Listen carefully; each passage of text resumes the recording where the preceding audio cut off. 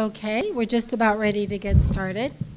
I want to welcome everybody to this Panama City Forum, and we're very, very excited to present the candidates to you and give you an opportunity to hear from them. My name is Cecile Schoon. I'm the president of the local Bay County League of Women Voters. I want to take a few minutes to tell you a little bit about the League. We are a nonpartisan group. We do not pick parties, nor do we pick candidates. We like to do education, we hold forums, and we like to register people to vote and get as many people involved in our civil democracy as possible. That is our goal. About 100 years ago, you probably realize we're coming up on our 100th for women to be able to vote. And where a lot of this came from is there were basically mostly Quaker women who were very concerned about slavery, and they wanted to speak out against it. They were so concerned and they were so mortified of what was going on that they wanted to speak in public. And some of the men said, "You can't do that. Go back home." And so they realized, here we are trying to advocate for another group which needed help, but we ourselves, we have very limited power. And then the genesis for the League of Women Voters started. And they realized when they worked really, really hard to get the right to vote, and some of them were jailed, and some of them were hit, and I mean, some of them had problems in their marriages. I mean, it was a big deal for them to speak up. But they finally got it, right? And then they thought, hey, we've never done this before. We need some education. And we need to register a lot of women to vote. And then the concept of let's go forward and do the education. So that's kind of what we try to do now. One of our favorite things that the Bay County League is committed to doing is sponsoring forums such as this for all the local races, because we believe that everybody should be heard, regardless of your background or your economic, support or whatever. We want good ideas come from all sorts of arenas, and so let's have everybody in the marketplace of ideas and let everybody be heard. So we're very happy about that. I want to also say thank you to our partners that are helping us this evening. First of all, we want to say thank you to Gulf Coast State College and the student government leader, who I'll call up in just a few moments. And thank you for helping us and helping to co-sponsor this with us. And of course, our other sponsor, WMBB Channel 13, and our moderator, Jerry Brown, who has moderated for us before. We're very grateful for his work. I'd like to now introduce you to our student government representative, Steve Lynn, who will say a few remarks.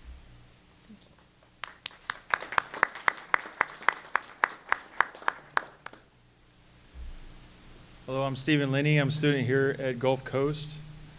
Hi, my name is Jonathan Fuentes. I'm the student government president here at Gulf Coast. We're excited to have you all here. This should be a good, fun time for everybody to get to know the candidates a little bit better. And we look forward to more forums in the future. Thank you guys for coming out.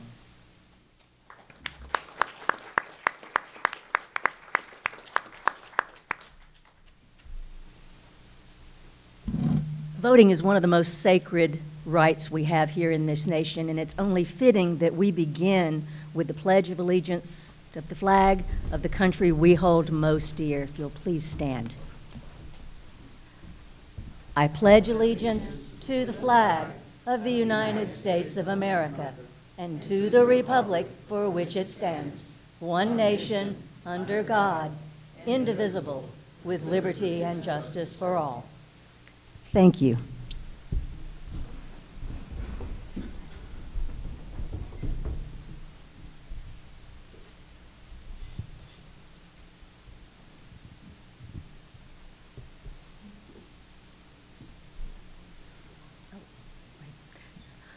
I forgot I was supposed to introduce myself. I'm Jamie Shepard, and I'm the Voter Service Chair for the Bay County League of Women Voters. It is my honor to help coordinate this. I think it's really important, as Cecile said, for all of the voters to be heard on the issues that matter most, and for you to hear them firsthand. And there is no cost to them. We hold this as a sacred honor, and we're so pleased to have Jerry Brown from WMBB to be our sponsor, and he will read the forum rules for us. Thank you, Mr. Brown.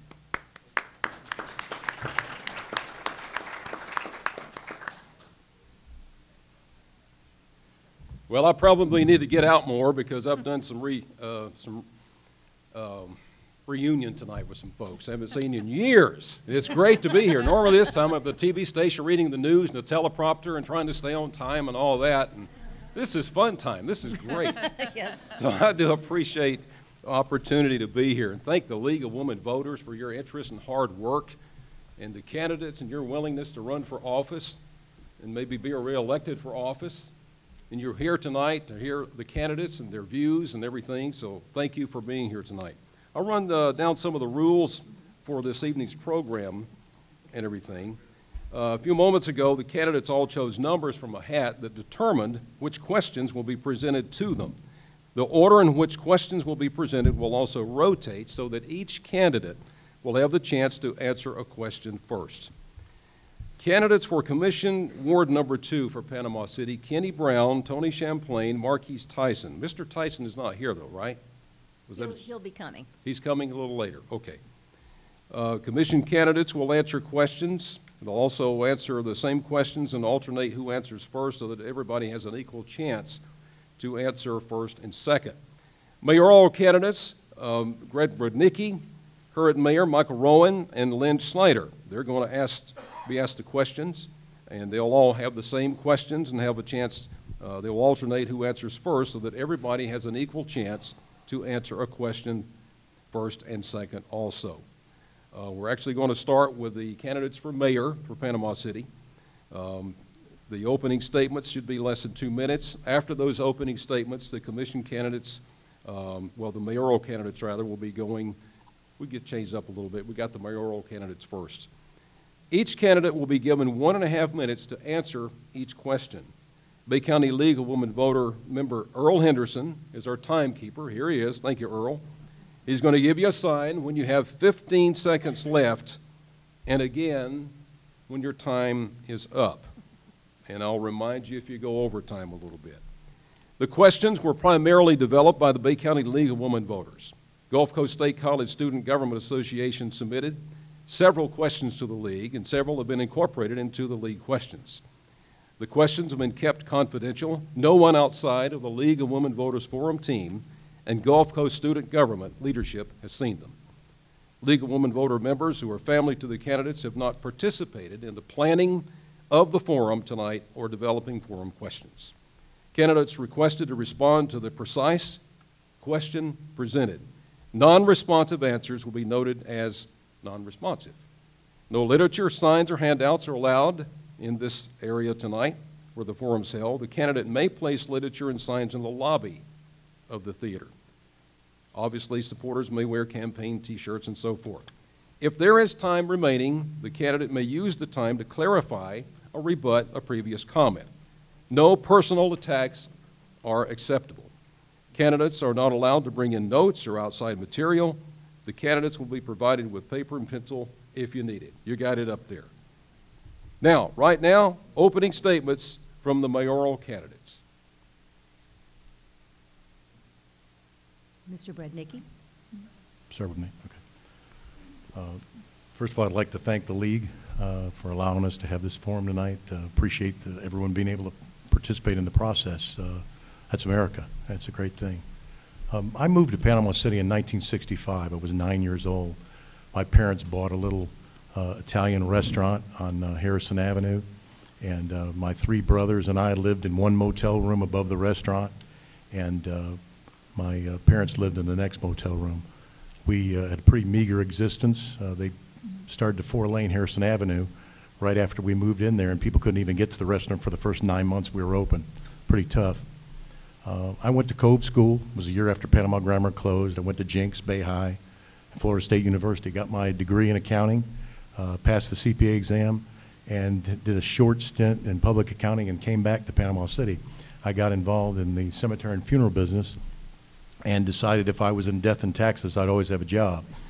So after getting in that business, I was also involved on a personal basis with the Bay Medical Center. I was a trustee there for 17 years. I was on the board of a local bank here for 19 years. I was chairman of the funeral board of cemetery and funeral for 10 years. So I have a pretty wide, diverse background in accounting and business. The reason I decided to run for mayor 8 years ago was because I just saw so many things leaving Panama City. We had a population that had only gone up 3,000 people in the last 50 years. I saw businesses going to the beach, going up to Lynn Haven, and people said it was so hard to do business in Panama City. We need to change that. So we put better people in place in certain positions, and we have grown the economy in the city over the last 8 years, some $260 million more per year that we're doing than we were doing then, which reflects in our merchant fees that we take in. So we've been successful doing a lot of things, but then of course the storm hit in October.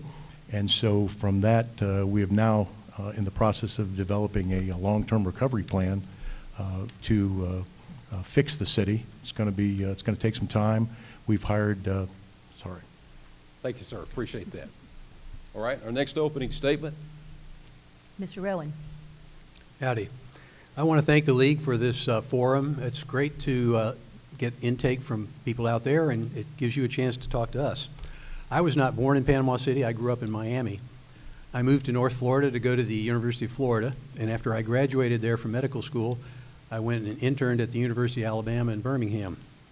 After my internship in Alabama, I joined the Air Force and was fortunate enough to be stationed at Tyndall Air Force Base. Thelma and I realized when we got to Tyndall that this was a place we could stay forever. We enjoyed the people, we enjoyed outdoors. I learned how to scuba dive here. We have 5 children. They're all Bay High tornadoes. They all got a good education. All of them went to college. 4 of them are Gators and 1's a Seminole. I've been practicing orthopedic surgery here for 40 years, and I intend to bring that expertise to the city. I would appreciate and look forward to working with Mark McQueen. He's the new city manager. He's a fellow veteran, and I believe the two of us could work very well, shoulder to shoulder, to help improve the city. I want to rebuild our entire city, from historic Glenwood to the 2 marinas and everything in between. I have a vision to promote the unique charm of Panama City, to develop downtown, to encourage residential development. This will instill pride in our local citizens and serve as a catalyst. It'll be a catalyst both for tourists and the locals alike.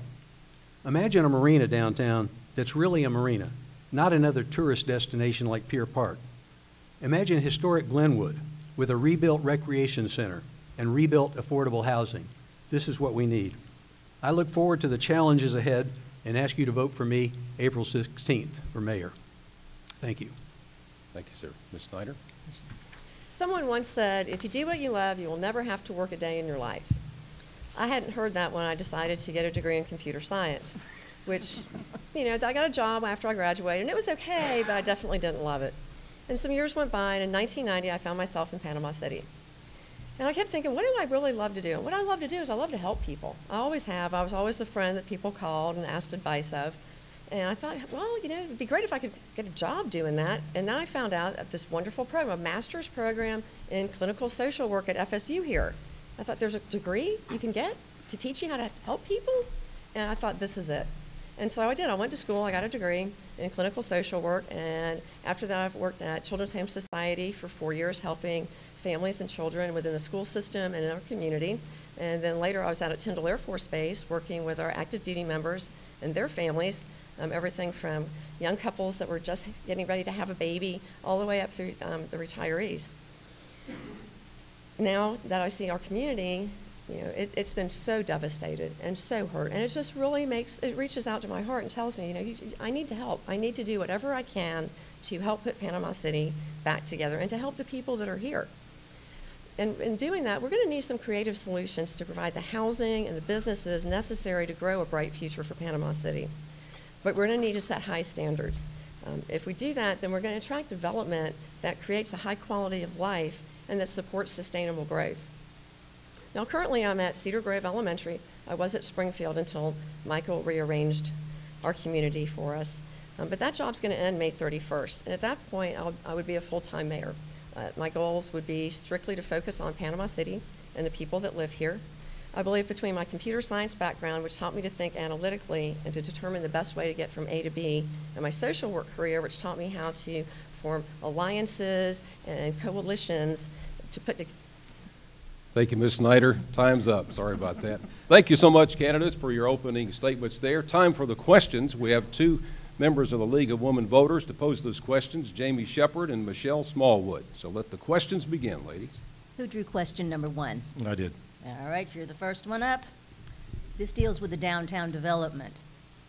The proposed marina downtown development, it sounds like Panama City City Council is ready to partner with St. Joe on developing that marina. What vision do you have in working with St. Joe for this game-changing effort? Well, the first, we had a couple of different people that we were working with prior to meeting with St. Joe, and they didn't pan out very well. You know, if this was an easy task, it would have been done a long time ago. St. Joe has, we have sat down with them.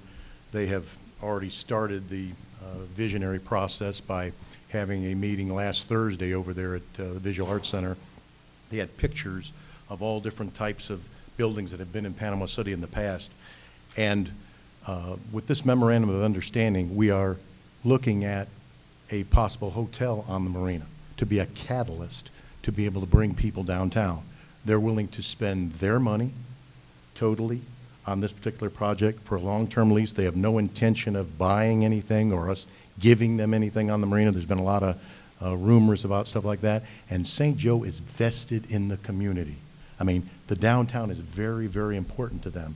They have so many other businesses in this community, and they're going to be here. They're not going to leave and go somewhere else, you know, after they would participate.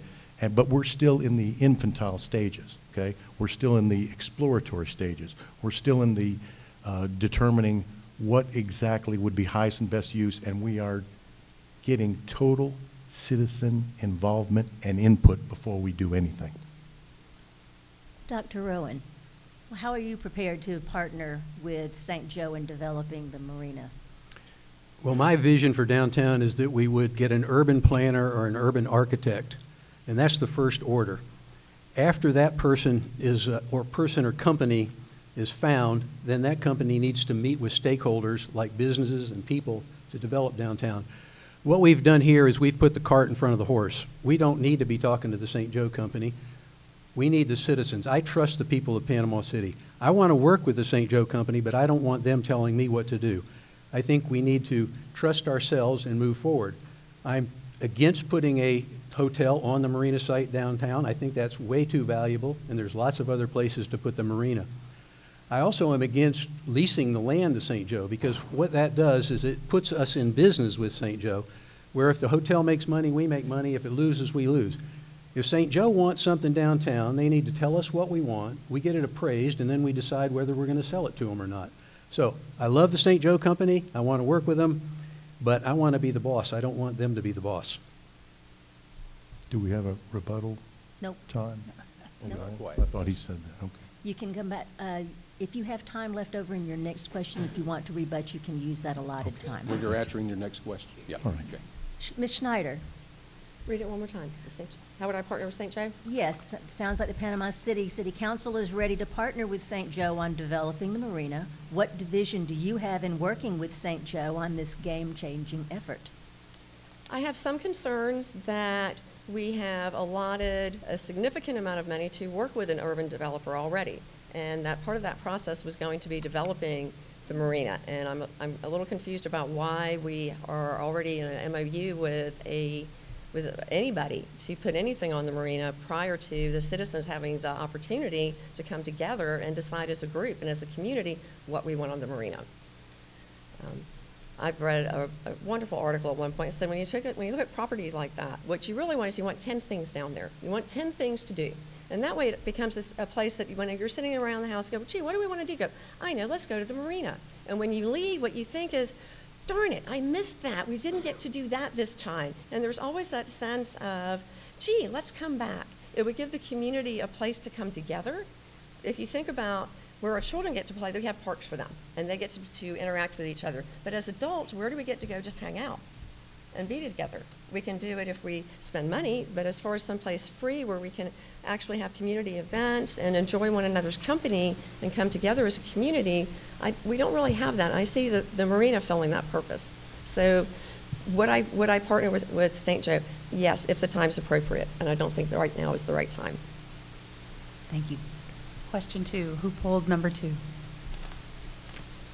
All right, Dr. Rohan. This piggybacks off of the marina issue that was just discussed. What are some of the lessons that can be learned from prior negotiations and spending of city resources to revitalize the marina?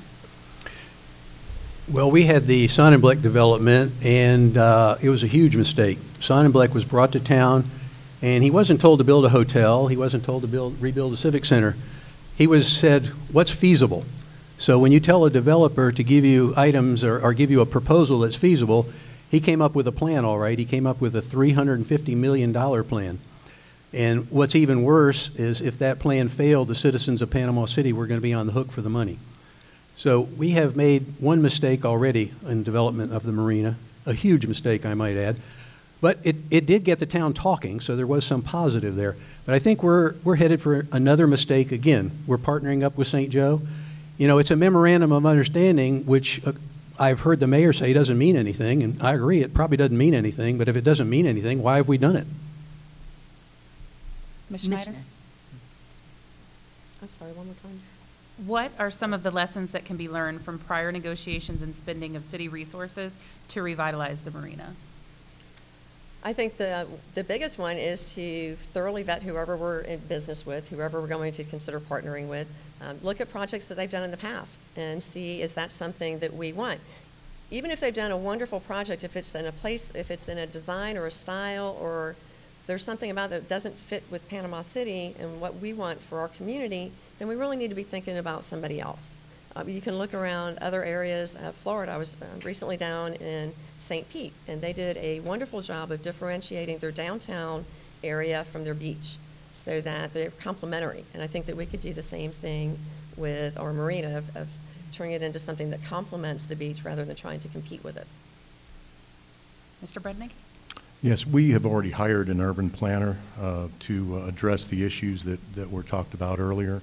We've also hired a communications company because we have been forgotten on the national and state level, and also economic and real estate consulting company under our Team Haggerty, which is the people that represent us regarding our FEMA laws. The situation with downtown with the marina, we told Mr. Sonnenblick and gave him numerous opportunities. We told him, what do you think is going to be good for the marina? That was what the commission asked him. And so he gave it to us. And then we asked him for a feasibility study. Please do a feasibility study for us, and then we can look at it. And from his vantage point, he said, oh, it finally gets to the point at the end of the process. He said he was going to give it to us, and never did. And then at the end of the process, he said, I don't need it. I'm spending my money. And I said, buddy, we need it. Because if you fail, I'm stuck with what you're doing. That's why I need the commission, and the city needs the feasibility study. He never provided it. We kicked him to the curb. Thank you. Who drew question number 3? I did. All right, up again. The Harrison Avenue corridor gets the majority of the redevelopment attention. But what about the rest of Panama City? What do you want to do to encourage its rebuilding and development? Okay. That's the goal of this 3 different groups that we've hired, is for all of Panama City, not just the marina, not just downtown. As Mike had said earlier, Millville, Glenwood, the whole area of Panama City. What do we do now that we have a blank slate? What do we do now that we have all this devastation? And the things that we know that were so absolutely crucial before the storm, our infrastructure, dated infrastructure below the ground, that our pipes in a lot of areas of the city, that there's no way the property taxes that would be garnered from those particular pieces of property would fix all that. We have a wastewater treatment plant in Millville that is right on the water, okay? From a stormwater standpoint, if this would have been a water event as opposed to a wind event, who knows what kind of devastation and how catastrophic it would have been if all that stuff would have went into the bay. So now, after the storm, there is a silver lining, because all of the things that we've addressed that we know that are a problem in the past, can be dealt with sooner because there's going to be resiliency money available from the federal government because they don't want to come back here and have to pay for all this stuff over again. Dr. Owen, what do you envision for the development of the rest of Panama City, and what would you do to encourage growth? I think the Harrison Avenue corridor is very important, and I would strongly urge development of that, but we need to develop, we have 4 wards, and we need to develop all. I would like to draw attention to historic Glenwood. The city went ahead and, using CRA money, they purchased a church right across the street from the Bay High cafeteria. They took $675,000. That's money that could have gone to Glenwood. And what they did is they bought this church, and then they gave it to the school system. Now, we need to work with the school system, but I don't believe that we're in any shape or form that we can be writing checks of $675,000 to anyone. We're bleeding here. We're on life support because of this hurricane. I want to go back a little bit to the Sonnenblick deal. I talked to the commissioners and I talked to the mayor when he was here, and he had one simple charge: what's feasible? And he was told, tell me something that's feasible. That's why he went out and he got 2 hotels, 2 parking garages, water taxis, movie theater, redo the Civic Center. He was going to have Broadway shows here, national shows on a weekly basis. It was laughable, the extent. I talked to some contractors here in town and asked them why they didn't bid on it. They said it was crazy. There was no sense even considering a bid. Ms. Schneider, what about the rest of Panama City? What do you see that we could do to rebuild and redevelop the rest of town? Well, I think that we've had some issues all along. There were problems before Hurricane Michael, and I think that this has just exacerbated it. I've lived here for 30 years, and when I moved here, I had mentioned that I had a computer science degree, but it really wasn't much use here. There aren't those types of industries here, and I think if we are looking at what can we do for our community, we really need to be looking at getting some high-paying jobs in here. We need to be looking more towards future-type trends of high-tech, that type of industry. I was reading an article, the next cohort of people coming up are I think they're in their early mid-20s now. In 2035, they're going to outnumber the baby boomers. This is a different generation. They want different things than what my generation wanted. And I think we really need to address what are we going to do to get them here. Those are the people that are going to revitalize our community, and the ones that they come here, they'll meet one another, they'll get married, they'll have babies, they'll stay here. If it's just people in my generation, when we get old, who's left?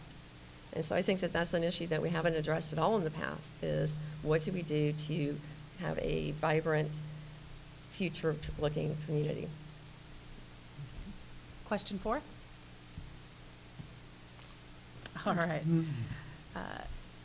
It's common that businesses and families look at local school systems when they're deciding to move into town. What role should the City Council play, if any, in school board decisions to close, move, or repurpose schools in the city? I think the job of the city is to provide municipal services. We need to provide fire, we need to provide police, we need to provide a safe place for people to live, we need a safe place for businesses, we need to encourage businesses. We really are totally separate from the school system, and I don't believe we have any business. We want our schools to succeed. My wife was on the school board for 8 years. We have 5 children, they all went to school here. We love schools, but it's a total separate entity. The budget of the school system is 3 times the budget of Panama City. So I wish the school system good luck, and I hope they do well, but we can't afford to write any checks, and we just have to hope that they do well. It's a total separate entity. Ms. Schneider? More time. It's common that businesses and families look at local school systems when they're deciding to move into town. What role should the City Council play, if any, in school board decisions to close, move, or repurpose schools in Panama City? Directly, I don't think that we should play a role in that. However, when we look at buildings, and if the school system has decided that a building is no longer useful to them or purposeful for them, or for what population shifts have happened, for Panama City to partner with them on repurposing that building might be something to look at. I talked about having younger people come to the community. What's one of the biggest expenses young families face? It's daycare. right? That's a huge expense. If we want to have young families here, maybe that would be a way to repurpose a building, is have a community daycare center. You might want to look at subsidizing daycare. I know they're doing that in other communities to encourage young professionals to move there. Thank you. Mr. Brudnicki?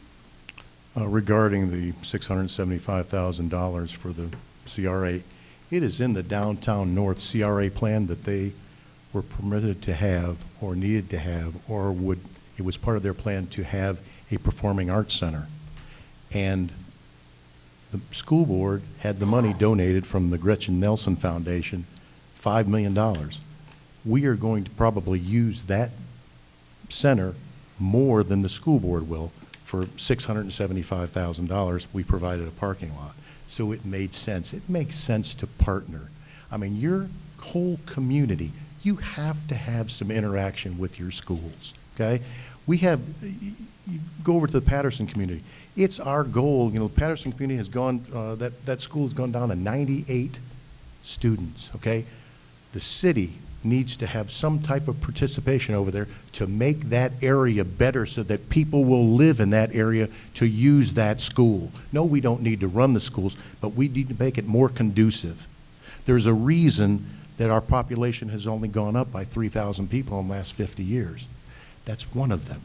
And so I totally disagree that we do need to participate with the school system. Thank you.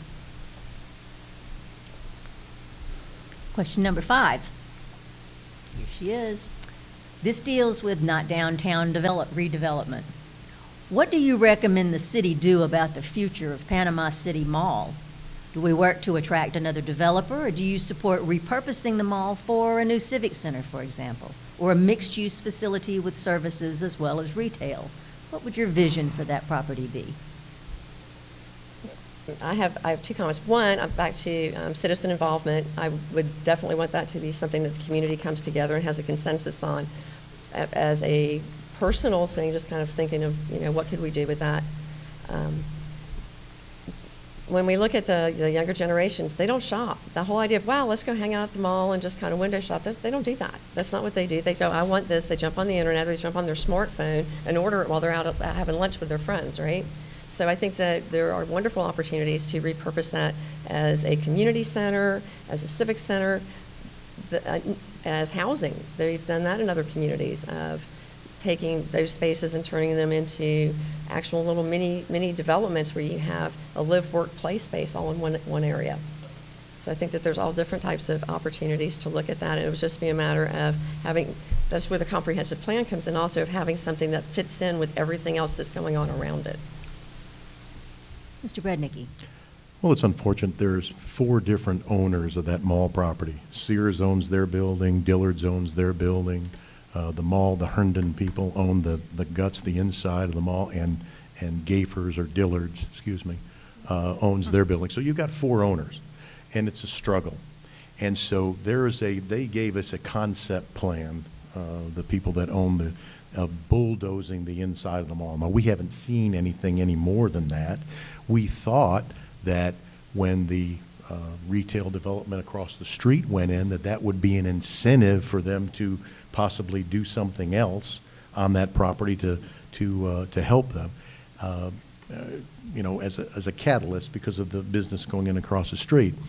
I would hope that they would follow through with the plan that they have, the pictures that they have given us, which would be to knock down what's in the middle and maybe have something open air like Pier Park. Dr. Rowan, what do you think we should do with the mall? What would you support? Well, if the mall has 4 people that own it, they get to do what they want. It's, you know, they own it, they can do what they want. My personal feeling would be take those stores, bulldoze the middle, and make an open air mall of some sort. That's one great idea that I think is good. Somebody told me, came up with the idea of putting the Civic Center up there, and I think that if we could afford it, that'd be the first thing that I'd want to do. That's an ideal place for the Civic Center. It's right on 231, easy in, easy out, I think, and there's a lot of land. That would have to be negotiated with the other owners down there. But my first goal would be something like a Civic Center, and otherwise then an open air facility of some sort. let's go back to the CRA question, because there was a CRA question about the church that was across the street from Bay High. First of all, it wasn't in the CRA boundaries. So our city went ahead and they moved the CRA boundaries to include this church. Then they bought the church, bulldozed the church down, gave the parking lot to the school system. And that's supposed to be an exchange that we get to use this Gretchen Fine Arts Center. Well, there's a Fine Arts Center at Mosley, and we use that frequently, and I'm not aware that we have any payment that is expected. So I don't anticipate that when this Fine Arts Center is built that we will get to use it very much. And I think we paid way too much and we took money away from the Glenwood community. All right, question number 6. All right, Ms. Schneider. What can the city do to help people recover from Hurricane Michael and repair their homes? Would you support low-interest loans to citizens who did not qualify for FEMA, or SBA loans for those who received inadequate support? Absolutely. When we think about our communities, one of our biggest resources are the people that live here. And for those of us that have stuck it out this long, it's been almost 6 months, right? That's a long time. And I think if someone is that committed to this area, the city absolutely ought to do whatever we can to help them stay here. I think it's necessary from the perspective of businesses when we start looking at how difficult businesses are having, what a difficult time businesses are having getting all of their employees. I've talked to several, and they're telling me that, well, we're closing at 8 o'clock at night because we don't have the staff to stay open any later. So yeah, I want to keep the people that are here.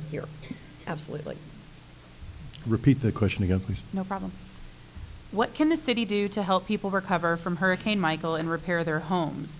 Would you support low-interest loans to citizens who did not qualify for FEMA, or SBA loans for those who received inadequate support? Both of those were available to people, and there was a lot of people in our community. Right now, we've got about 500 to 600 families that are couch surfing, that are actually having to live with neighbors or friends because, for whatever reason, maybe they didn't qualify for FEMA or they didn't qualify for an SBA loan.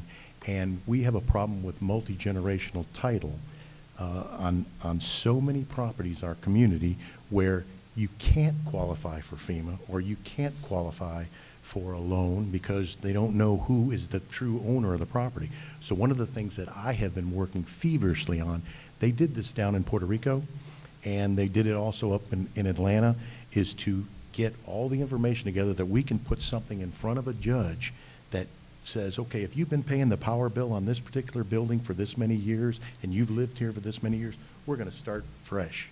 If it's 7 years, 10 years, whatever it comes out to be, where people will have the ability to borrow and you'll have fresh capital coming into the community.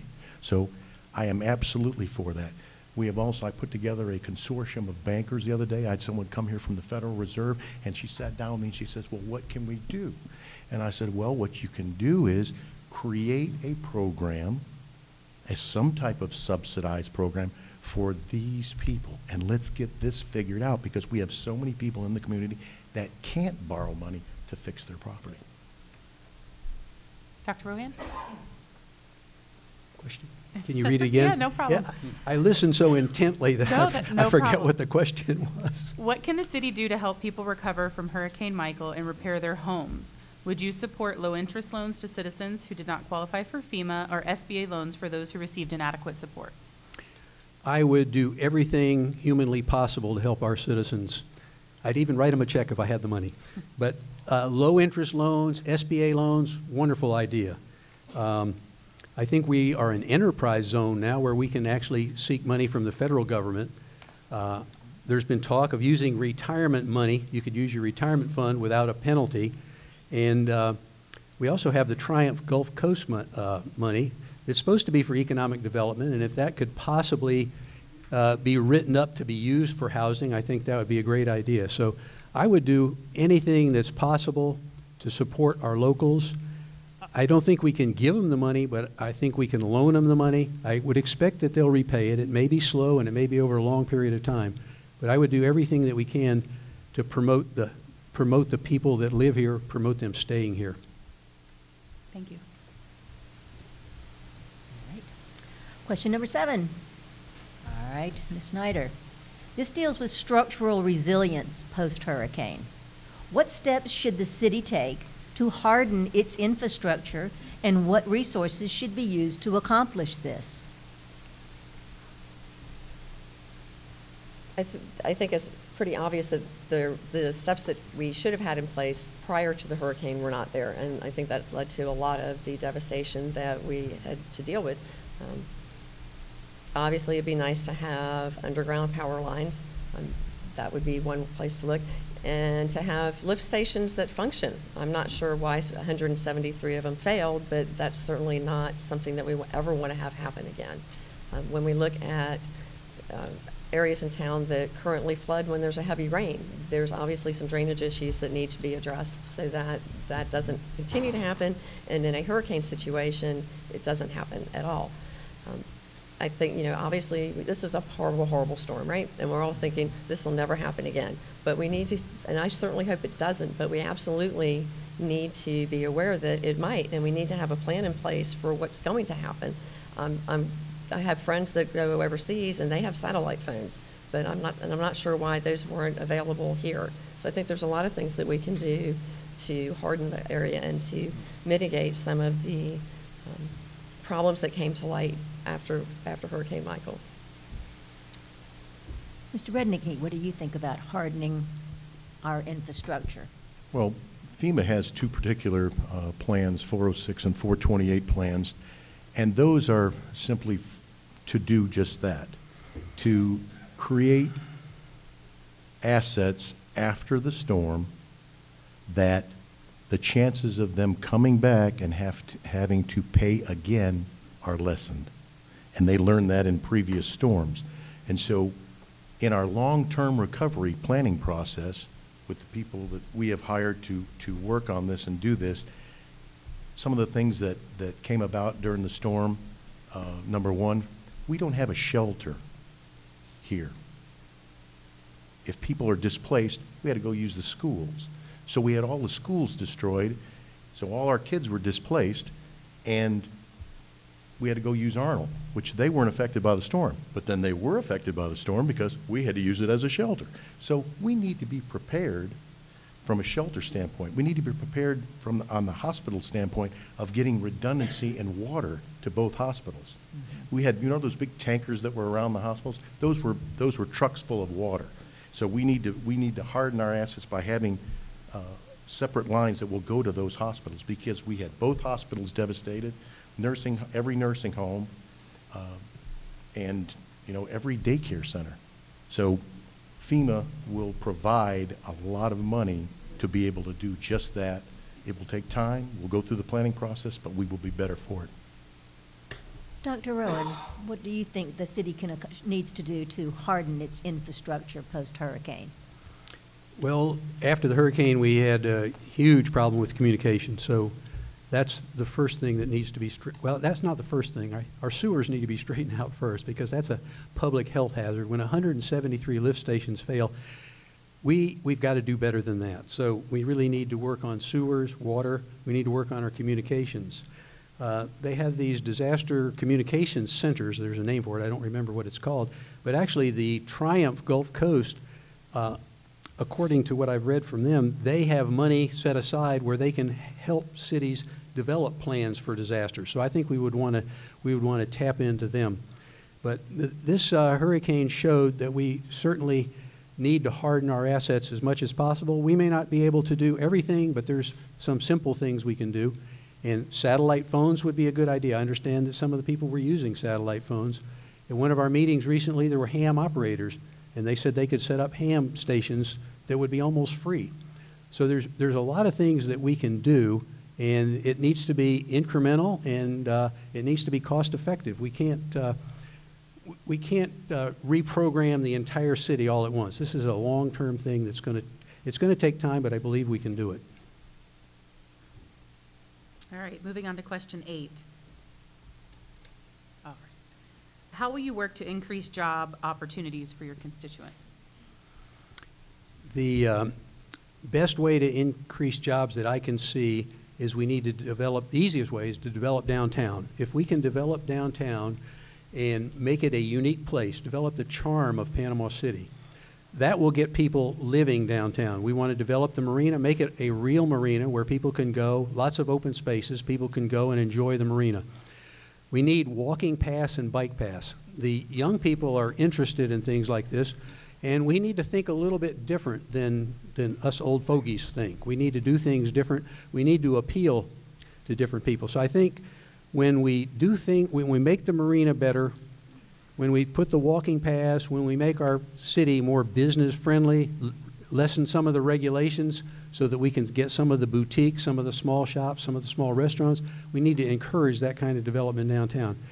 I don't want to be just in favor of downtown, but Panama City is the capital of Bay County, and it's very important that we make Panama City a beacon of hope and something that we can all be proud of.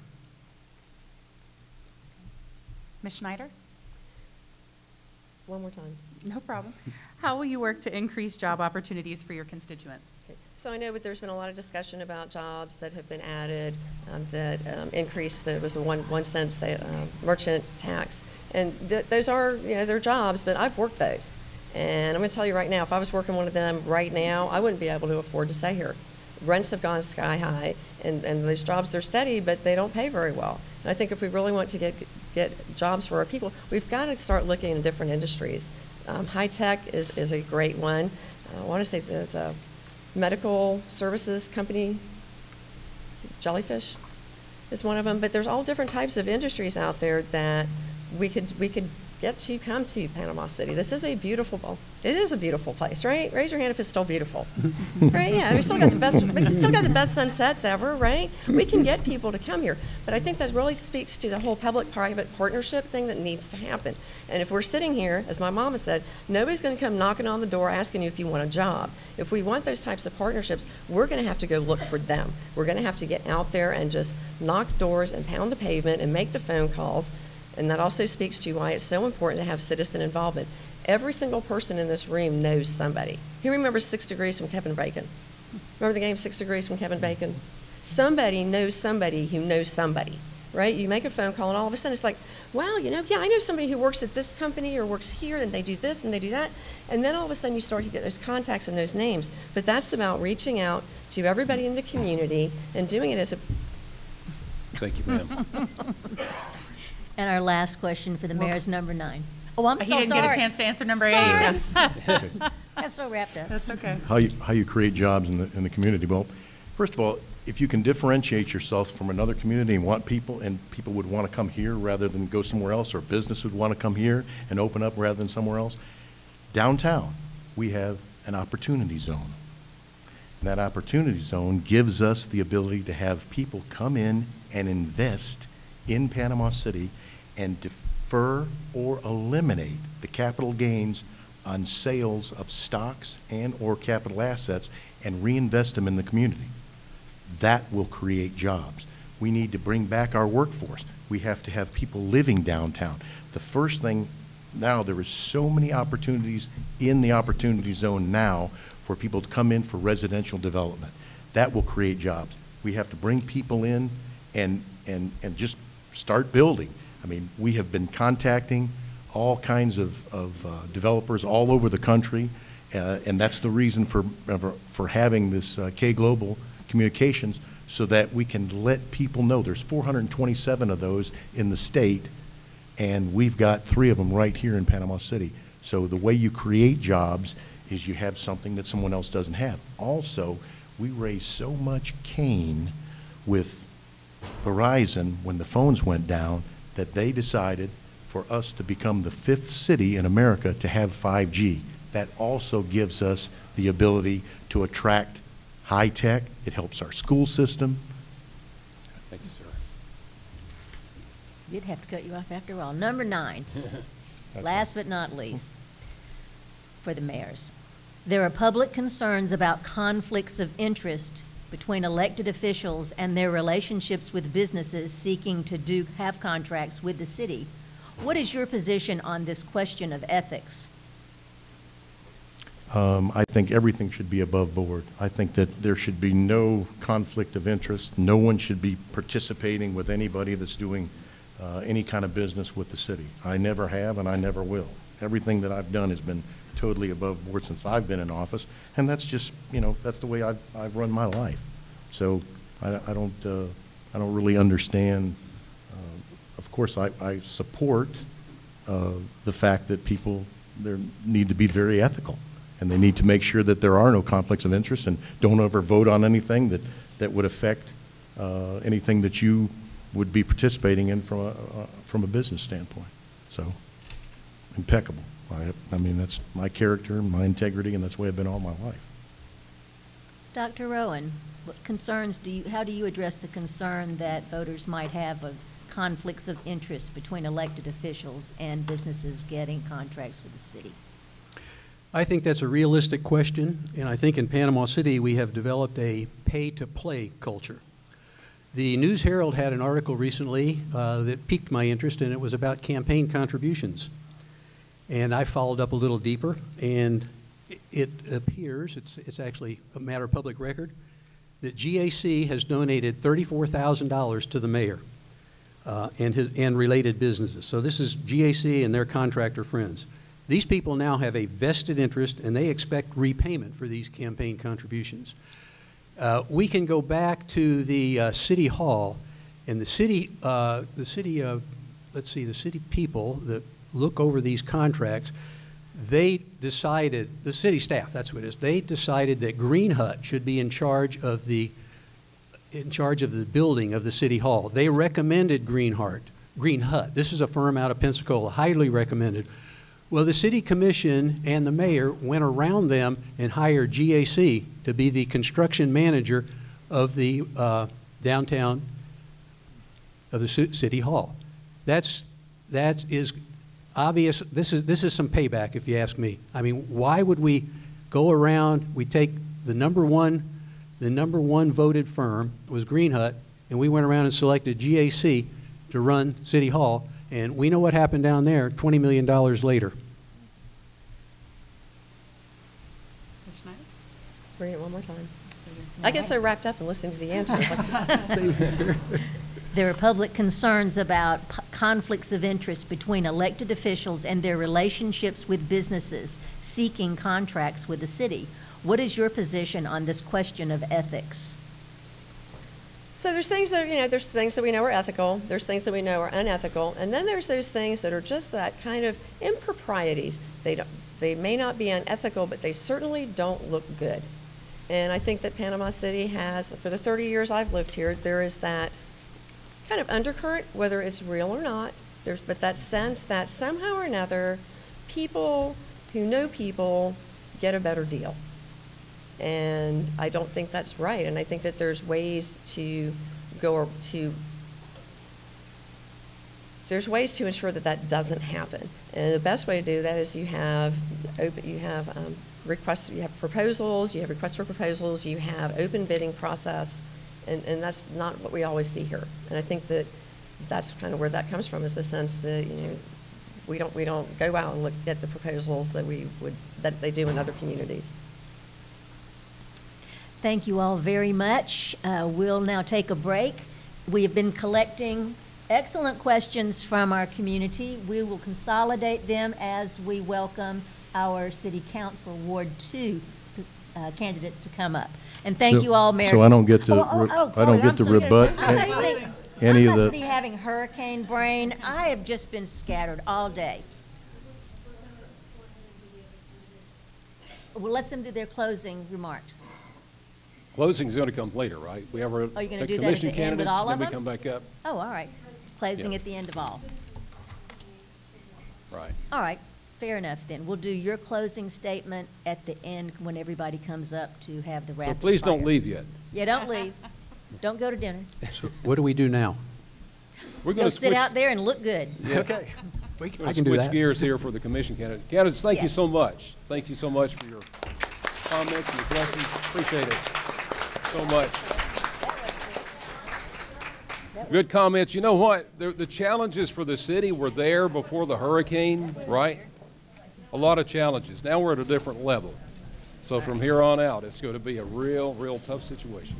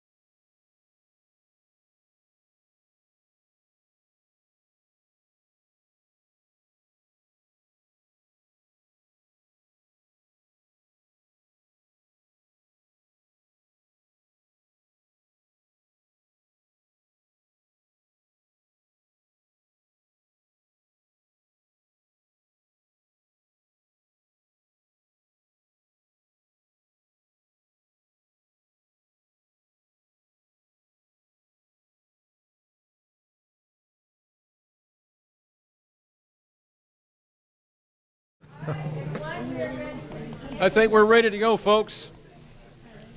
Whoever's going to stick around, we appreciate your time here tonight. Hard to believe, you know, we've talked about this municipal election for months and months, and it's 2 weeks out today. Very important time. Early voting starting next Monday, going through the week. So tell your neighbors, get out and vote. It's the time to do so. So if we're ready to go, we have our City Commission Ward 2 candidates up here tonight. Kenny Brown, Tony Champlain, and Marquise Tyson.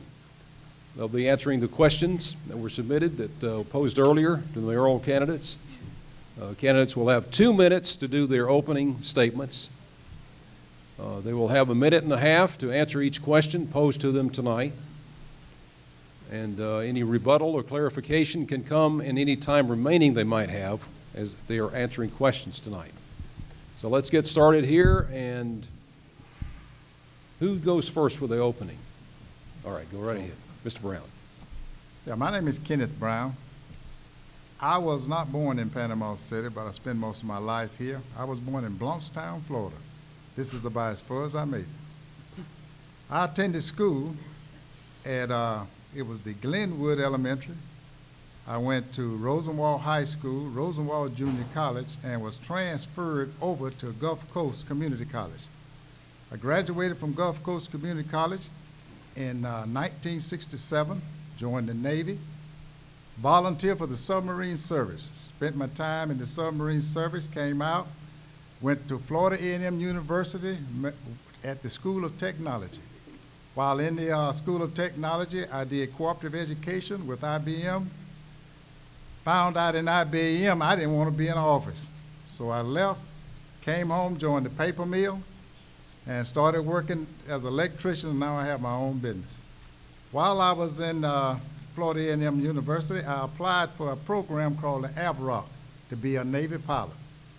When I got there, the commander, base commander called me and told me by the time I could fly, I'd be too old. That's when I quit and came home and started working at the paper mill, and the rest is history. That's it. Thank you, sir. Ms. Champlain? Oh, okay. Good evening. My name is Tony Champlain, and I am a native of Panama City, Florida. Born and raised here, a product of Bay County schools. Also attended a little school that was here called Our Lady of Grace. And the reason why I mention Our Lady of Grace is because the educational foundation that was provided. Later on, attended Bethune-Cookman and graduated Bethune-Cookman College in Daytona Beach, Florida. The motto of Bethune-Cookman College was enter to learn, depart to serve. And that really means, and continue to mean, a great deal to me. I want to move right into my platform because I know our time is limited. I believe in housing. We will have to spend additional time in the development of affordable housing and market rate housing. That has to be one of our major goals in the coming future. Education and job readiness. It's important that the city of Panama City, which is the county seat for Bay County, that we focus on education, educational readiness, because with the onset of new jobs, we must have the skill sets in place for the folks to be able to apply and achieve the livable wage that is needed here in Bay County, Florida. Safety. It is very important that we have adequate fire, adequate police, and that we also focus on environmental safety. Many times I've noticed the number of boil water notices. To me, that's a scary fact, that you have to deal with boil water notices, which then begins to tie us into infrastructure. The infrastructure, you know, when there's a problem with infrastructure, we have to go from the where your line ends and then the city begins. We know how old the piping system is here. I also like to focus on economic development. First, I want to apologize. I'm not dressed appropriate. I left my job, FedEx, and came right to my Uncle Al's office and changed clothes. So I was running late, so I'm here, and I want to to speak to the community, let us know why I want to run for commissioner. My name is Marquise Tyson. I was born here, raised here. This is home for me. It's going to continue to be home for me. I grew up here with a long list of friends that I lost due to gun violence. And that drove me into the community and wanted to see better in my community. I started a Panama City, or an organization called Panama City Youth Movement. And what we did there is we help guys promote Stop the Violence, community work such as feeding the helpless, homeless, and also putting guys through school for high school diplomas and graduates through college. My platform is the RSVP. I'm inviting everybody to come along with me to help rebuild safety, bring vision and culture to our community and programs that will help single mothers, convicted felons, and youth in our area. And that's why I'm running for commissioner. Thank you, candidates, for your opening comments. Appreciate that much. Our questioners tonight from the League of Women Voters, Jane Nichols and Chris Smallwood. And we've got our questions ready to go. Candidates, you ready to go? And you know who goes first, right? That was been pre-selected. All right. Take it away here. Is that Mr. Brown? Yes. Yes. Yes. First question. Do you think the City Commission made a wise investment in building the new City Hall? In answering your question, Mr. Brown, I ask that you please state why or why not and what you would have done differently. Okay, the City Hall, the new City Hall. The new City Hall is a historic building, and I can't see tearing it down because it was one of the oldest buildings that was here. Now, whenever we first started on the City Hall, checking it out and all, well, it wasn't done completely right, and we found that out early. But one thing about it, that building is old, and there was some structures there that nobody knows about until you get into it. As soon as they start running into problems, I was one of the persons that came by and went, checked it out and through it, and I was saying some of the things to our, say, managers. But we caught it earlier. But now, at some of the prices that we had to do, that was not the original price. But look at it now. We did what we had to do. Now, there are mistakes that have been made, but that does not say, come to the point to where we did something wrong. We started it, we completed it, and it is one of the outstanding buildings that we can do now. But one thing we found out, there are many buildings on Harrison Avenue that are old. That won't happen again. If we buy another building or any other person come in and furnish another building, that prerequisite that we did and we learned, it would make it better for anybody else come, and that makes it better for Panama City. And what was part of the other question? Thank you, sir. I think you answered it. Time's up. Thank you. Ms. Champlain. Yes, to restate the question whether or not the building of the City Hall was a wise decision. My opinion is that it was a wise decision, considering the structure that was currently occupied as the City Hall. That was a very old structure, had been in that structure several times, and it needed redoing. We needed a new home, we being as a city employee. The current structure now serving as City Hall, it's a nice building. It's a nice building. I think that when you look at the financial processes that were undertaken, I think that we could have done a smarter job. But the question that you asked was whether or not it was a wise decision. Wise decision, yes. I think I would have improved on some of the financial strategies to achieve the outcome. Thank you. Mr. Tyson? Yes, I would like to agree. It was a wise decision. It was time for a new structure. I think the pricing of keeping the old one up, from what I'm understanding, was too high. And so, yes, it was a wise decision to build a new City Hall. Yeah. Would you have done anything differently? I have to study on what everything that was done, so I couldn't answer that question at this time. Thank you. Excuse me, Smoke. Can everybody hear Mr. Tyson in the back? Could you move the microphone a little bit closer to you, sir?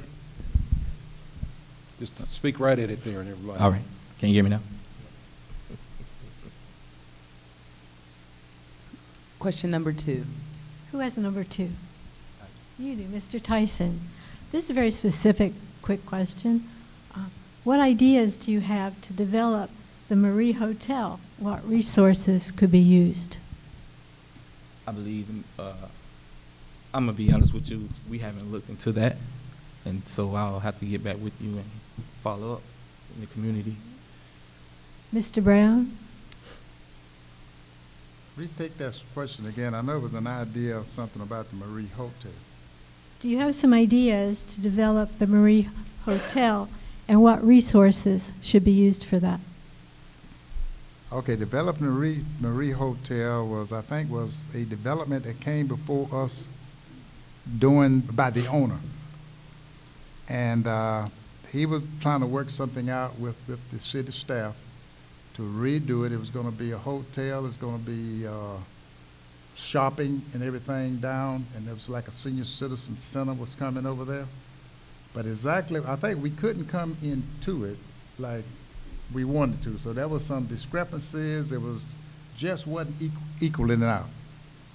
But my concept is if the city could purchase it at a reasonable price and do the same concept. We had parking, we had on the back lots, and it was nice, it was really nice coming up. But I think somebody wanted too much.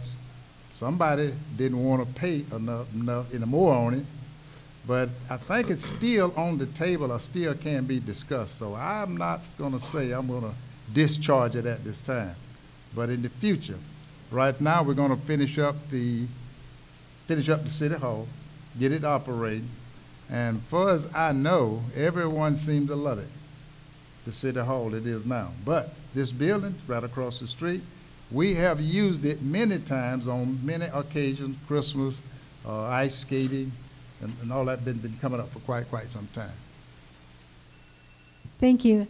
Ms. Champlain, Would you restate your question, please? what ideas might you have to develop the Marie Hotel, and what resources should be used for that? I think the Marie Hotel presents a great opportunity.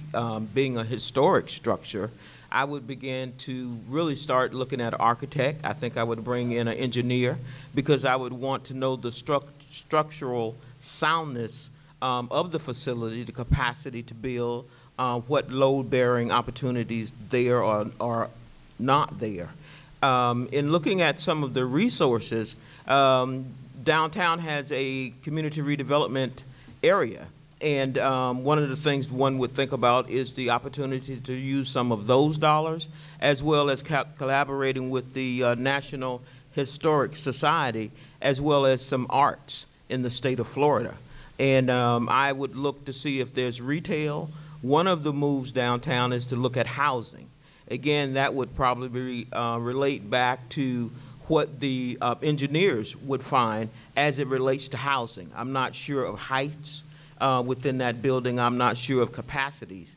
But I would really scrub it and see and work. And naturally, because the city does not own it, you would have to work with the owners. Thank you. Who has number 3? Back to me. I don't have it. Number 3. Mr. Number 3, oh yes, I have Yes, number okay. 3, sorry. Okay. Mr. Brown, CRA funds are intended to be used to prevent low-income areas from being underdeveloped. What do you think about the city paying $675,000 to buy the church across from Bay High to give to Bay County Schools so they could ultimately use it as a parking lot for their fine arts center? Do you believe this was a good use of funds? Why or why not? First, this building that the CRA was involved with, it was a good idea. I think it was a good opportunity because there's many churches, there's many organizations that have all kind of activities. They always go to the beach, spend all their money out there. I preach it all the time, not a preacher, but I say preaches it all the time, we are east of the Hathaway Bridge. Our fundings and everything should be here. But now, the idea behind that structure was to get involved with the community of all of those things that we could do. Let me slow down now. But the idea was we get into the school board, help the school board, and come out and do it. But now, one thing about it, I was the one that brought it out that that building was not in the CRA. And it took about 3 or 4 commissions to really get them to understand. But when they understood it, then St. John, the largest church sitting here, have a capacity, come up and wants to have that. As long as the school board is not using it, the community of Glenwood will be able to. Thank you. Thank you. I didn't get to the other part. Ms. Champlain. Yes, would you restate your question, please? Yes, ma'am. What do you think about the city paying $675,000 to buy a church across from Bay High Cafeteria to give to the Bay County Schools for use as a parking lot, given the purpose for CRA funds? Do you believe this was a wise choice? I believe it was a wise choice. The purpose of a community redevelopment area agency is the removal of slum and blighting conditions. And that's based off of Florida Statute 163, Part 3. 163, Part 3 continues to go on and speak to the definition of blight. One of the challenges that existed within that dynamic situation was the Panama City CRA board wanting to purchase that property, and that property not being within the CRA.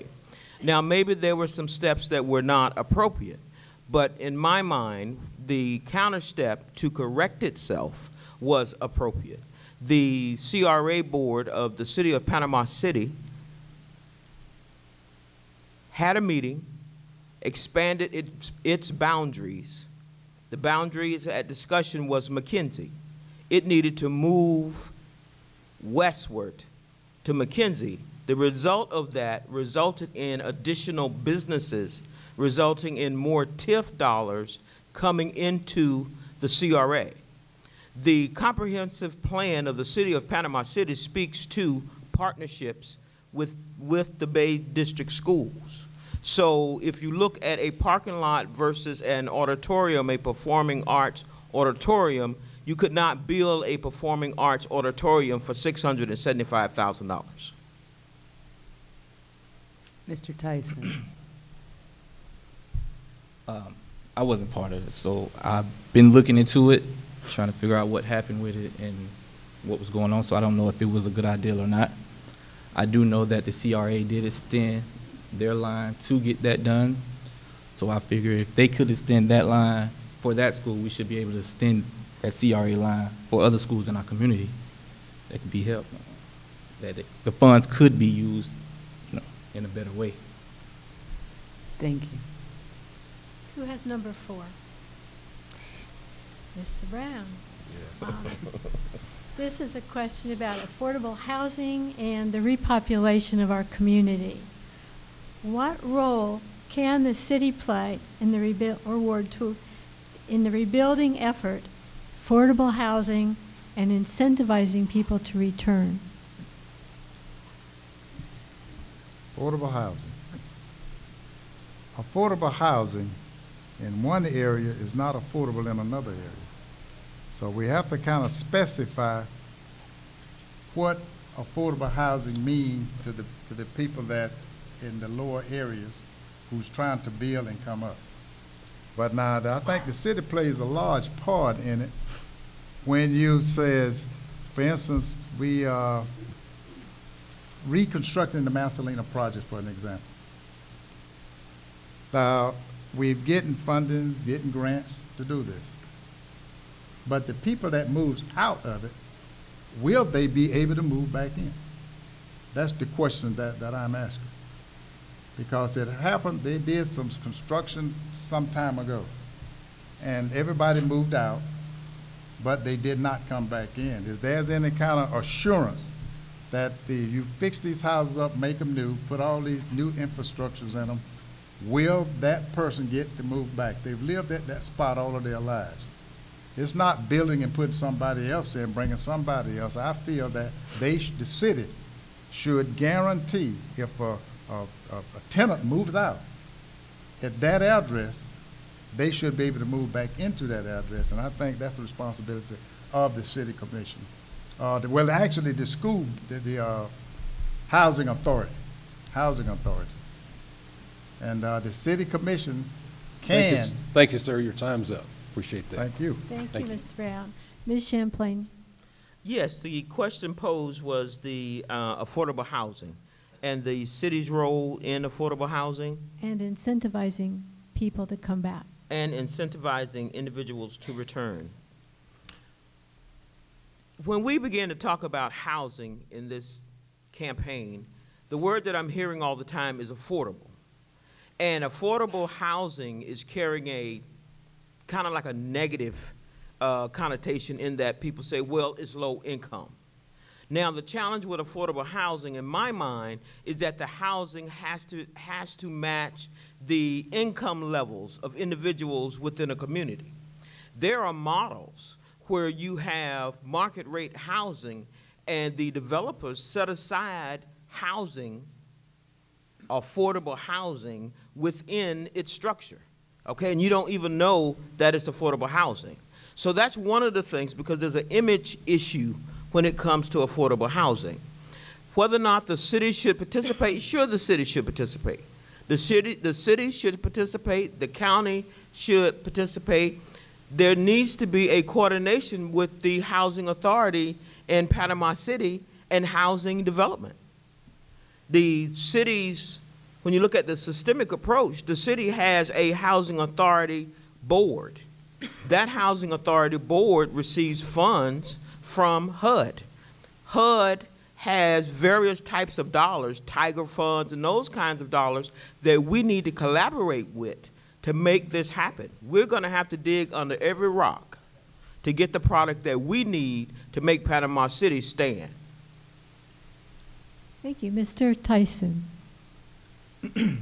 Yes, I know that there are CRA money funds to help this community, and I think the first thing we need to do is start looking into those funds to help the city. Also, there are other programs outside of the city that could help the city in rebuilding and providing affordable housing.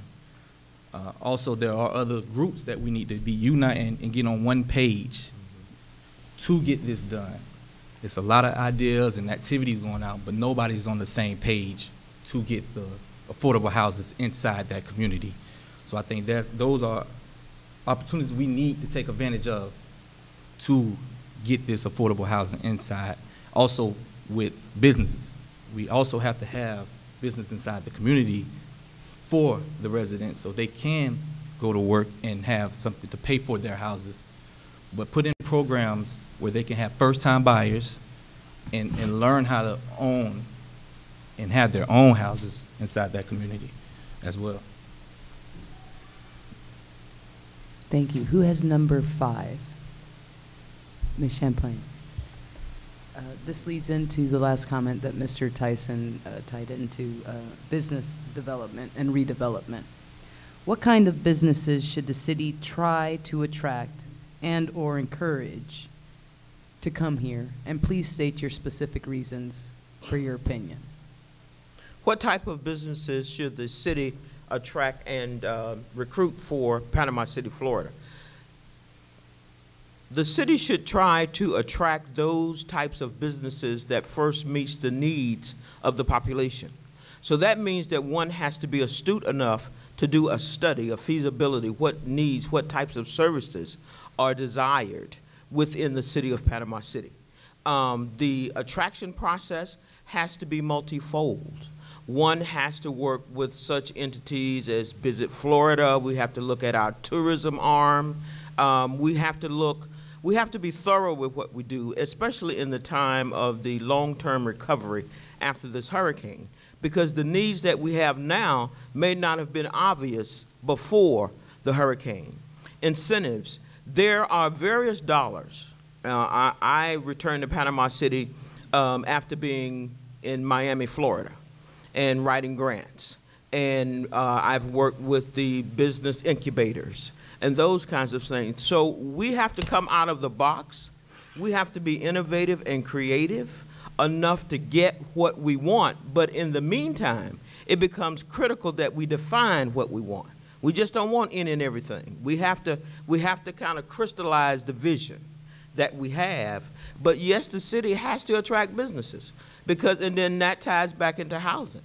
Because the more housing, the more people, the more businesses, the more livable wage one will have to spend those dollars. Thank you. Mr. Tyson? Yes, sir. What kind of businesses should the city try to attract and or encourage to come? Please state your reasons for your answer. Oh, yes. Definitely, like she said, the needs of what the community and the ward need. Those are type of business we definitely need first. Shopping, grocery stores, things in that nature, but also try to get the residents to get in line of owning their own businesses, so we can keep the dollar inside their communities where it can rotate and we can invest in our own community. And I think that should be the start of what businesses we need, is the startup of our own businesses. Mr. Brown? Business development, type of business. Well, let's look at the old Hawkins property. The example would be 23rd Street. Now, what I think, the city should be have the capabilities of bringing up jobs for the people. And an example, the Glenwood community is right next door. People can walk to work. They don't have to grab a cab. They don't have to do anything. They walk to work. They walk to the mall. They walk downtown. We've already did that. Only thing we have to do is keep it up, that's phase 1. Phase 2 is on the way. And there's talk about redoing the mall to bring something about that. That's the best thing that I think that could happen to the Glenwood community. Even though I'm a Ward 2, Glenwood may be small, but it's still in my ward and I'm still fighting for it. But one thing I want you to know, that when the developer was on the city, came to the city commission, I asked Mr. Ledbetter, could he guarantee so many jobs along 23rd Street just to make sure the Glenwood community would have an opportunity to come out first? He said, no, I can't do that. I said, I knew it all the time, but I asked anyway. Thank you. Quick thing, can everybody hear the questions and answers from everybody tonight, even in the back? We good? Okay, thank you. Marquis, get a little closer. Okay, number 6. Who has number 6? Okay, Mr. Tyson, what will you do to support a vibrant economy throughout Panama City, but in particular in Ward 2?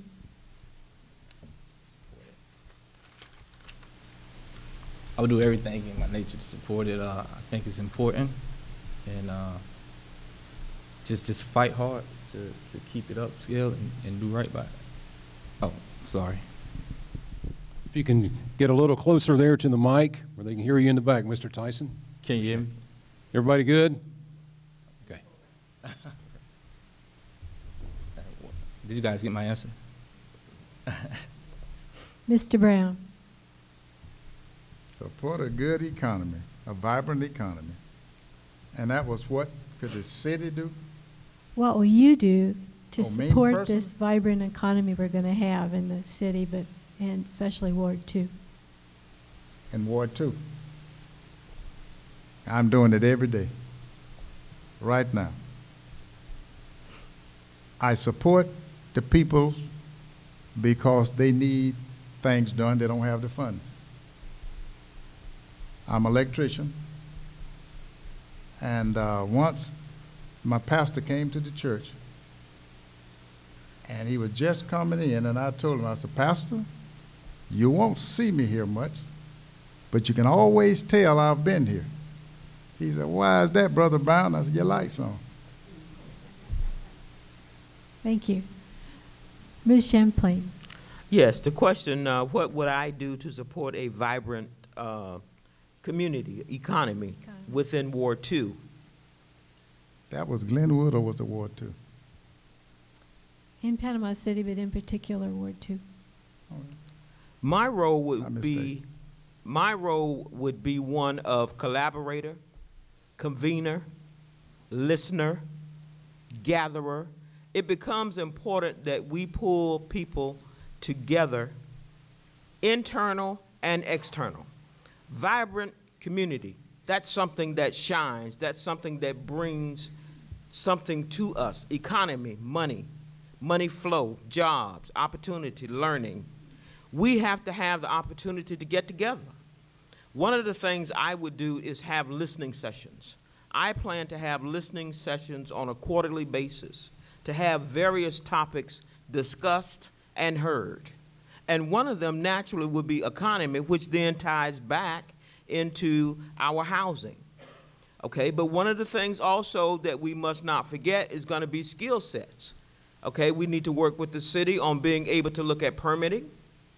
Permitting can stop the progress of a moving train, i.e. economy, money. And while you want to bring money, you also want to retain money.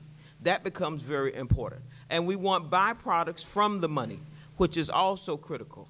We want to be able to diversify our economy. We want to be able to use our rail system that we have here in Panama City. So we must be astute, we must be insightful, and we must be innovative.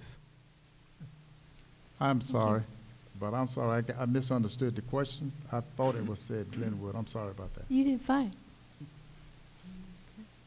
Number 7? Is that you, Mr. Tyson? What ideas do you have about additions that should be made to code enforcement, given the amount of blighted buildings that exist post-storm? What I'm going to do is definitely dig deep and do a lot of studying. I'm going to say that first. I'm not a professional politician. I'm just now learning. But my idea is to get in there and learn as much as I can firsthand about everything I need to know about the community and structure and codes in the area to get it upscale and self-sufficient in that area. So that's my first step, is to start learning and educating myself on everything that needs to be done in that area. Thank you. Mr. Brown, any changes to the code enforcement that you feel are necessary post-hurricane? Well, the rules and regulations of the core enforcement are set. What we need to do is kind of get the word out among the citizens more so they will know what the discrepancies and things like that are. And maybe we can get them to report more activities, unscrupulous things and that nature. The code enforcement can only do and come out and check. Now, things like your grass is too high, they know that. But I had that activity when I first became commissioner.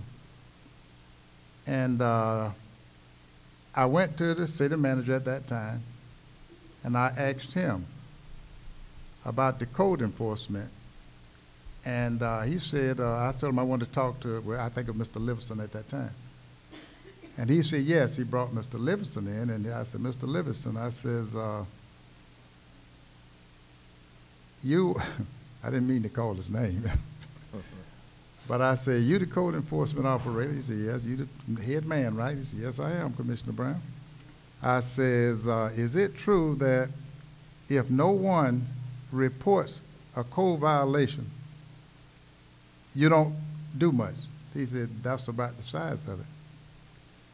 And I said, you mean to tell me you come here every day and drink coffee and then go home? And he looked at me funny, and I said, this is what I want you to do. I want you to go out and write citations. Do not fine anybody. Thank you, sir. Appreciate it. Ms. Champlain. Yes. The question was, what would we do to improve code enforcement, especially after the storm. In Panama City, code enforcement, since I've been returned home here, code enforcement has been under law enforcement. Recently, through a reorganization by the city manager, code enforcement now sits under land use and planning, under the planning department. What would you do to improve code enforcement? One of the things that the CRA has come up a lot tonight, one of the things that the CRA experienced was the purchase of a software called Comcate. The CRA officer says, well, you know, we take a lot of time doing reports. So what do you mean you take a lot of time doing reports? We need to mimic what the police officers do. We went and bought the software and also the hardware so they could do reports in their vehicles. But one of the things that's important in my research of code enforcement and living in other communities is that code enforcement can set a standard about its allowance or disallowance of the look, the atmosphere of an environment. It becomes important that we as a set of commissions set standards. Because one of the things that happens in this community is that people want to compare communities. Oh, you let this community look like this and you allow this to happen. We must have an even keel. Panama City has to be seamless. It's not a matter of Ward 2, Ward 1. It's a matter of we want to be aesthetically pleasing to everyone. Thank you. Who has number 8? Okay, Ms. Champlain, we're getting almost down there. Okay. 2 more. There are millions of dollars being spent on recovery, but we'd like to know other funding options that could be on the table to help PC recover, such as increasing property tax and supporting a hurricane recovery sales tax. What are your thoughts on that? The question was the $1 million being spent on recovery and the different revenue sources that could be tapped to assist. I don't know if I would deal with the increase in property tax. One of the things that we know from the hurricane is that we're going to suffer a decrease in ad valorem taxes because of some of the structures. I'm not quite sure without study whether or not the community, the citizens can stand that, meaning bear that burden. That has to be something that we contemplate, and we just don't do at the whip of a hat. We need to be real analytical about that process. But what I would do in working with the consulting firm is that I would make it a mission statement, and I'm quite sure that it already is in place, that we bring in X amount of revenues. When you have long-term disaster recovery, the model consists of a tree with branches. One of them is mental health. And in that mental health, you seek services because people are traumatized. There are people walking around and they've come in my office and there's a daze over their eyes. So one has to look for additional dollars, okay, for those kinds of things. So you take again the needs. Take the needs that one sees and experience and seek fundings to complement that type of resolution and human services. Thank you. Mr. Tice. I don't believe we need to increase property tax, but I know that there are different programs out there. I also know that there are good people inside the government now in Panama City that I am ready to work with and do everything as a group effort to better Panama City as a whole. So whatever it is we need to do and whatever it is I can do, I'm going to be inside that group to make sure things are done right. Mr. Brown. At the moment, I don't think we need to increase any kind of taxes from the stream. We are doing, the city commission, mayor and city commission, is doing everything I think is possible to maintain, but we are looking to recover as much of this as we can. But right now, I think we should keep it going, steady as she goes, keep doing whatever we have to do to maintain. And I think if you wait long enough and go far enough, everything will work out. But it's going to have to take not only the commission, you're going to have to take the city, every community leader, the churches, and everybody to come up and work as one. Get together. That's the only way we're going to make it happen. If you sit up and just wait on the city to do it, it's not going to happen. Everybody got to be involved with this. And that's the only way it's going to work. We came this far by faith. Let's keep going. Thank you. Last question for the panel. Who has number 9? Ms. Champlain. Do you have any ideas about or suggestions of how to better promote social and racial justice in our community? How to promote racial and social justice. Communications. Communications takes on various forms. There's verbal communications, there's nonverbal communications, there's art, there's culture. One of the activities or one of the achievements that I was seeking out of the reinvention of the A.D. Harris Learning Village was to make it a vehicle for training and culture. It becomes important that I know who you are, your likes, your background, because that becomes a value to me. The more I know, the better I am. The more you know about me, the better you are. It's about a mix. It's about a rich mix that we share. Everyone's heritage is important. I'm the president-elect for the Florida Redevelopment Association. We're going to have our annual conference in Tampa. Tampa has a rich Hispanic background, and it's going to be beautiful, and we have a diversity committee.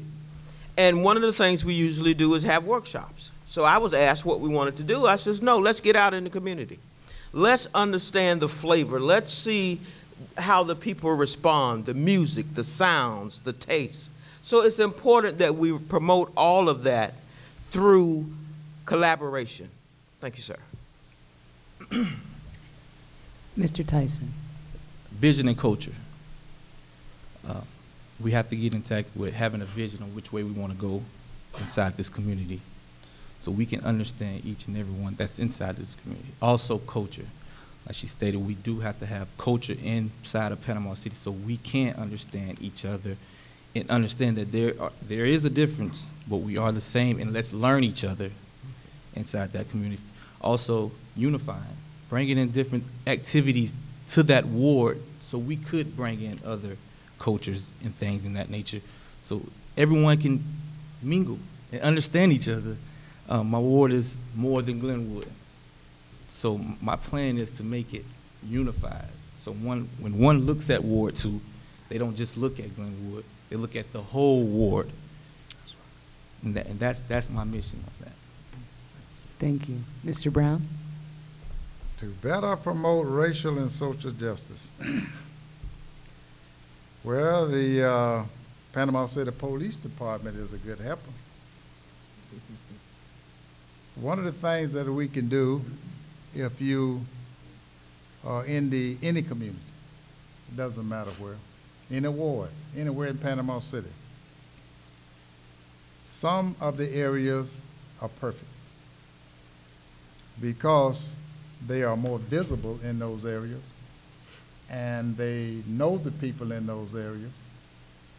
Now, in some of the areas in Panama City, Millville, Springfield, Lynn Haven too, you don't get the assistance you need because a simple thing that the officers could do, which I've talked to the chief about it several times, there's an old lady sitting on the porch. You don't even know her name. But there's a drunk laying on the side of the road. You know all about him. Oh, that's old Joe. You can't keep that up. You got to stop that lady and say, how you doing, ma'am? I'm Officer so-and-so. Identify yourself. If you don't do it, the people in there feel that they don't have any protection. That's one thing that we can do. And I've said it over and over and over again. But I see progress. It's coming. Thank you. Those are all the questions we have. Okay, thank you much for the questions, candidates. Thank you for your answers. Let's give them a hand.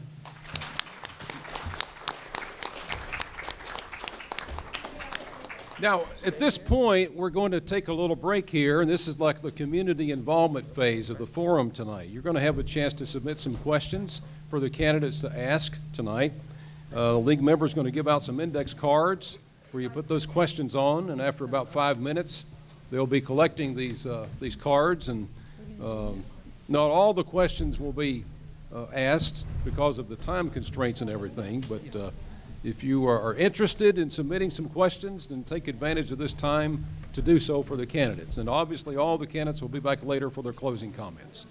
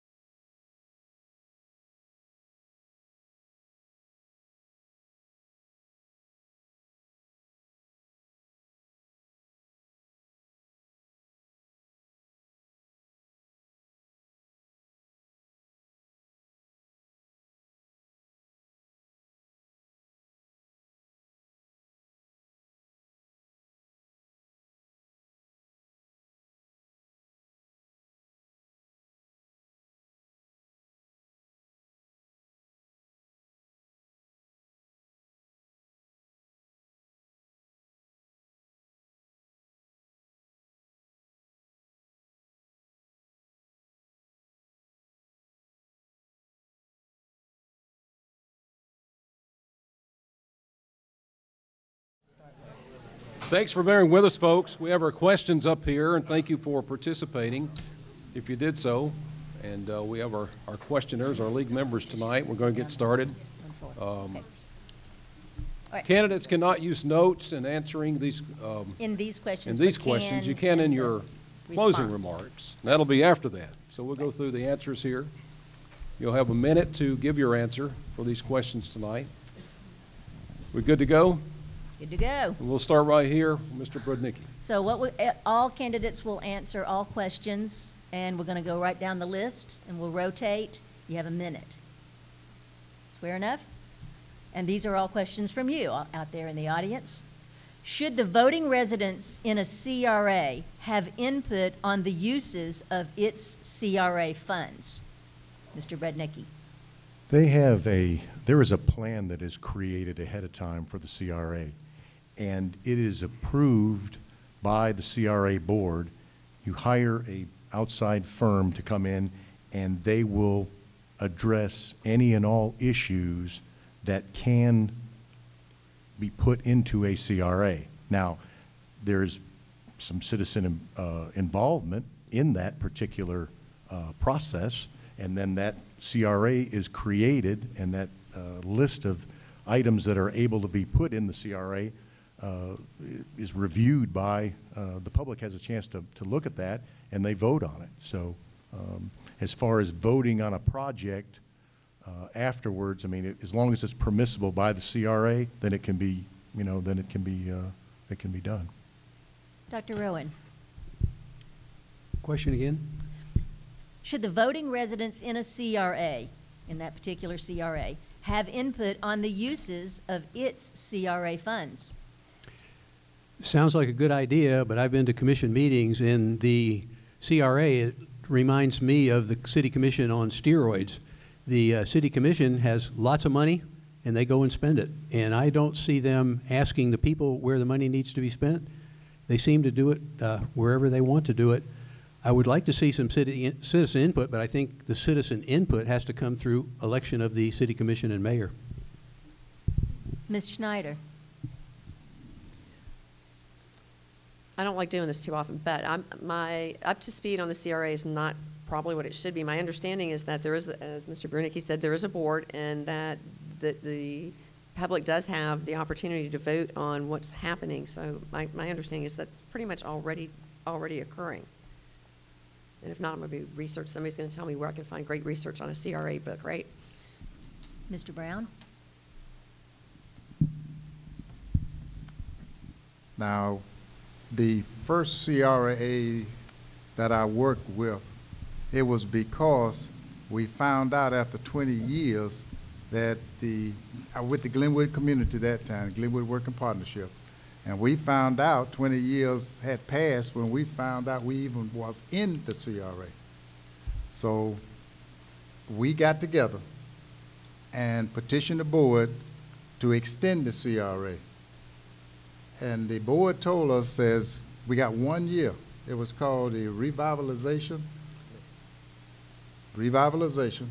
and Tony and myself worked on it, and several of the community leaders in it, and we presented it to the board, and they passed it. And we only had 12 years to make the CRA work, and we did. And during that time, we got involved with the independent CRA, and I served on that board.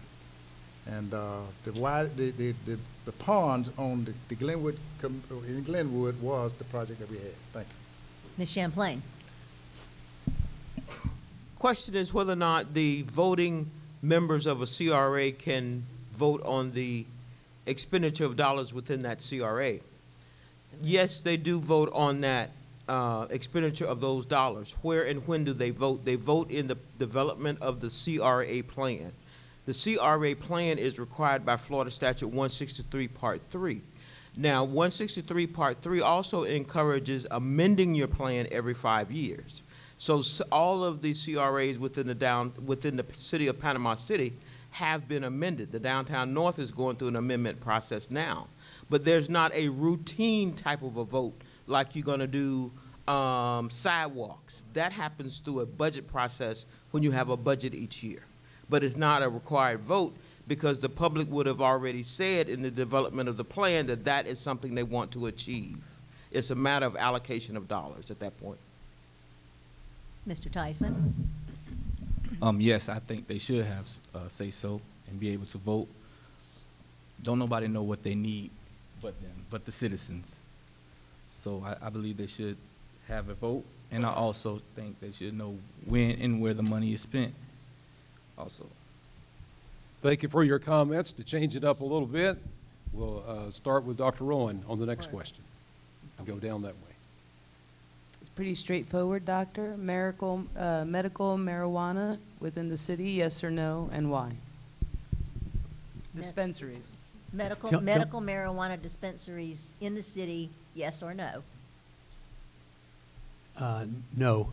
I think medical marijuana is, it's the slippery slope. I'm not totally in favor of it. It needs to be highly, I mean, it's obviously a political football. I don't think the state has figured out what they want to do. In the city, I would, my gut feeling is I'm against it. If it were highly regulated and used strictly for the right purposes, I would be in favor of that. But I think there's very, very limited use for medical marijuana, and I think it is the beginning of marijuana for everybody, and I think that's a terrible idea. Ms. Schneider, would you support medical marijuana dispensaries in the city? I think the state legislature was clear that we can have those. I think that that's something that the citizens of Panama City ought to be able to vote on. If that's something that they want in the community, then it's legal, then yeah, we should. If the community says says no, we don't want that, then that's where we're at. Mr. Brown? Well, medical marijuana has been approved through just about every aspect of the society, the law, the state, and it says medical marijuana. There is a good use for it, but as long as it's regulated correctly and processed and make sure that it is not illegal or any illegal activities coming into it, I say yes, it should be. Ms. Champlain? Medical marijuana, is my understanding, has been approved by the state. I think it's important that you get naturally the citizens' input. But I have a background in the treatment of alcohol, drug abuse, and mental health. And we had a similar type of an issue when there were methadone clinics. People were afraid of methadone clinics and the type of clients that would be drawn. But with the medical marijuana question, it seems as if that the state has approved it. But a question in my mind is about the federal level, because I don't really think that it's legal on a federal level. So I'm kind of mixed with that, really. Mr. Tyson? I will vote yes, and like Ms. Snyder said, we would have to leave it up to the people to vote on it. I think it's up to the citizens of Panama City to decide whether they want it inside the community or not. Mr. Brudnicki? I think the people already have voted, and based on the vote, it's up to the government. If they put it on the ballot, they need to be able to figure out how to regulate it and control it. You know, you put it out there, now you're going to have to deal with it. Next up, Ms. Snyder will answer first on this question. Ms. Schneider, you begin. How do you feel about all Panama City voters being allowed to vote at large, since all the ward representatives vote on all matters affecting all of the city? It's funny, that's the question. We were just having that discussion outside. On the beach, that's how they do it, right? And it seems to work there. I can see both sides. I can see where there's some plus sides to it. I can see where there's upsides, downsides to it. I would have to probably look at how they're managing that on the beach and other communities where they're doing at large and how it's working for them. Mr. Brown? Here I go with some history again. Many years ago, a group of men got together called the Gents. They petitioned Panama City to get a separate ward just for the African Americans so we could have some say-so in some of the things that went. But we got together and we passed it. That's how we got Ward 2 to be predominantly black. During that time, the first African American commissioner was Tim Brooks. Then Jonathan Wilson. Now myself. We've only had 3 during this time. But if we want to be right and equal and have equal representation, I think we should leave it like it is. Ms. Champlain? The interesting history that Panama City has experienced is critical to the population that resides within Ward 2. At-large voting is a concept in my mind where one says, okay, everything would be fair, everything would be equal, people would have all opportunity. But history has dictated in this community that that has not happened. So I think that if one is going to revisit it, it needs to be some conversations held within the community, because there are some folks that live within Ward 2 that are really, they hold on to this for dear life. But we know that the world is changing, but you don't want to infringe people. I think that becomes really important, is that we check and communicate and listen. Mr. Tyson? Like I said, I'm not a professional politician, so I'm learning on everything on each side. But like I said, if it's equal opportunity and if it's working, I think we should stick with what's happening now, and if it's working for us. Mr. Rednick? I think there's something to say for having someone that concentrates on a particular area. You know, the commission votes as a whole, but if you have someone within a particular area, they have the ability to touch those people on a hands-on basis in each particular community, 1, 2, 3, and 4. And so, you know, they can have the opportunity, because of that concentration, to spend more time within their ward, and then they can bring it to the commission, let the commission vote on it. So I think it works well. Dr. Rowan? Question? What was Are we done? Same question? I know Yes. it's the same question, but I Yes, forgot. sir. How do you feel about all Panama City voters being allowed to vote at large, since the ward representatives vote on all matters affecting all of the city? I think probably both of those systems work, but we have a system in place now, and it seems to be working well, so I would be in favor of keeping it. I think there's something to be said where you can go to the commissioner that's in your district and talk to that individual if you've got problems, and you'll be heard. So I think that's great. We do actually have one commissioner who is at large, and that's the mayor. The mayor actually is a commissioner at large who represents all of the people. So we have a little bit of a combination of both. Next question, Mr. Brown will answer first. Okay. Next question. This will be the last question. Mr. Brown, what ideas would you propose to combat the housing price gouging that's currently occurring here in Panama City? Well, we can't put that all on code enforcement. There's just not enough of them. There's too many people that's coming into here illegally. And I think every now and then the officers in the police department and code enforcement, they get some of them. But what's going to happen to combat this is don't hire unlicensed contractors. Don't be in a big hurry to get nothing done, because they're going to come back on you. It's on housing. Housing? Housing, Yes. price, rent, like rent, jacking Housing up the rents. prices. Housing prices. That are going Price up and up and gouging up. on rent What or ideas? housing. Yeah, what ideas do you Okay, not propose? repairing, not Right. repairing. No, sir. Okay. Now, housing gouging? Gout. She said it was. Well, Housing I have to gouging. think about that one a little bit more, because I was set up on a different table. It was a good idea, but no. But I still say, don't hire the wrong people. Watch it. And even on, if you're going to buy a house or something like that. But there is no way right now that I can sit up here and say the price of a house should be.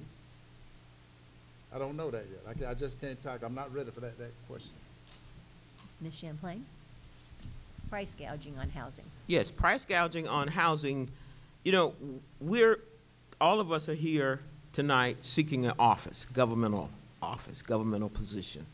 And one of the things that also exists while you have government is you have free market. And I'm not quite sure the role of government as it relates to price gouging, because then you begin to deal with supply and demand. Now, there has to be some fairness as to standard. I mean, you know, maybe there's a realtors organization that can place some standards as it relate to the average 2-bedroom, 1-bath home or apartment goes for X. And now you come in with a XXX kind of a price. But the real estate knowledge, that limited knowledge that I have, there you have to me, it has to be a balance between government intervention and then also supply and demand. Because if there's some folks that... That was it. Thank you, ma'am. Wiki, a minute. It goes fast.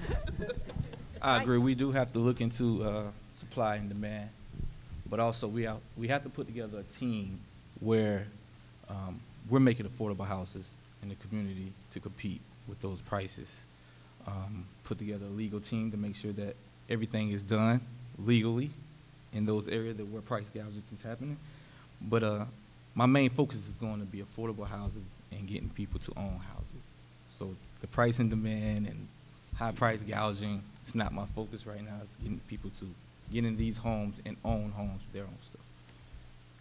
Mr. Brittany.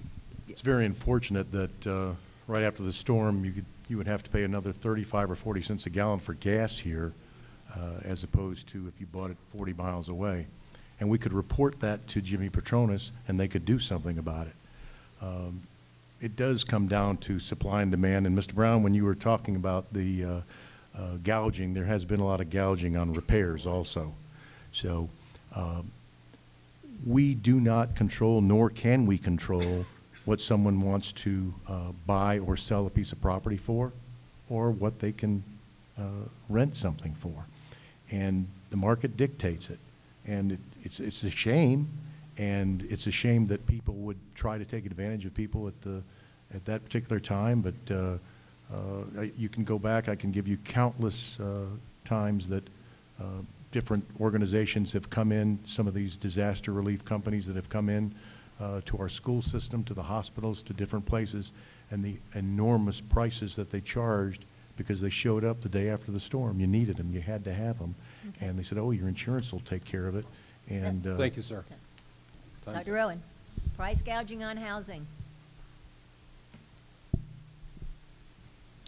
I think the market needs to decide housing prices, and I would think the government needs to stay out of it. If I really don't know what we can do about price gouging. I mean, who's to say what a piece of property is worth? When you have a piece of property and nobody else has it and somebody wants it, well, the price is naturally going to go up.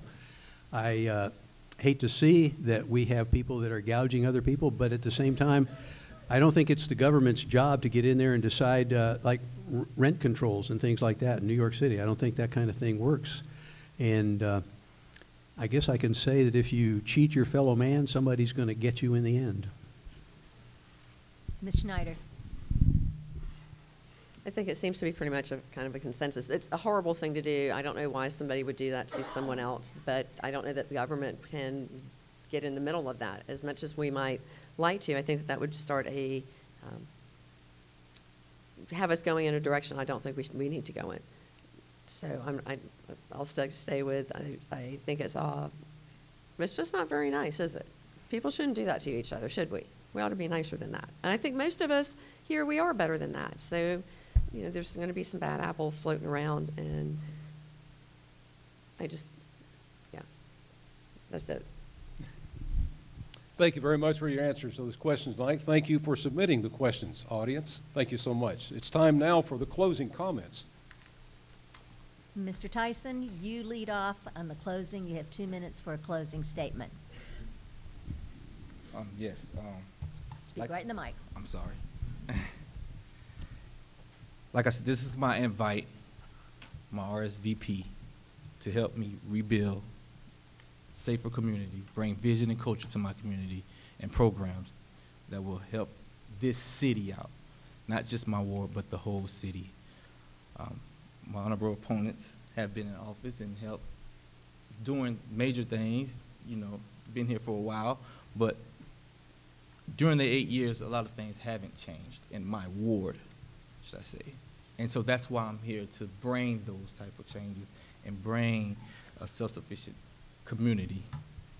I think the biggest challenge that I'm going to have is affordable housing and bringing the community back. And so I plan to work as hard as I can for Ward 2 to make sure everything is done to the needs of that community. And so vote Marquise Tyson for commission. Ms. Champlain.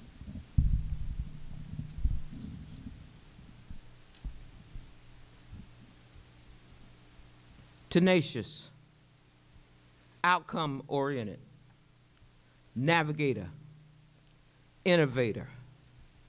That spells Tony. I am here to serve. I have invested in my knowledge base. I have worked from the bottom up. If you need me, I am available. Call me. We will meet. We will talk. We don't have to agree. We will agree to disagree. But we must achieve. There's no doubt about it. We must achieve the next level. The next level requires a new paradigm in thinking and in action. I am willing to be your servant. Vote for Tony Champlain, April 16th. Mr. Brown.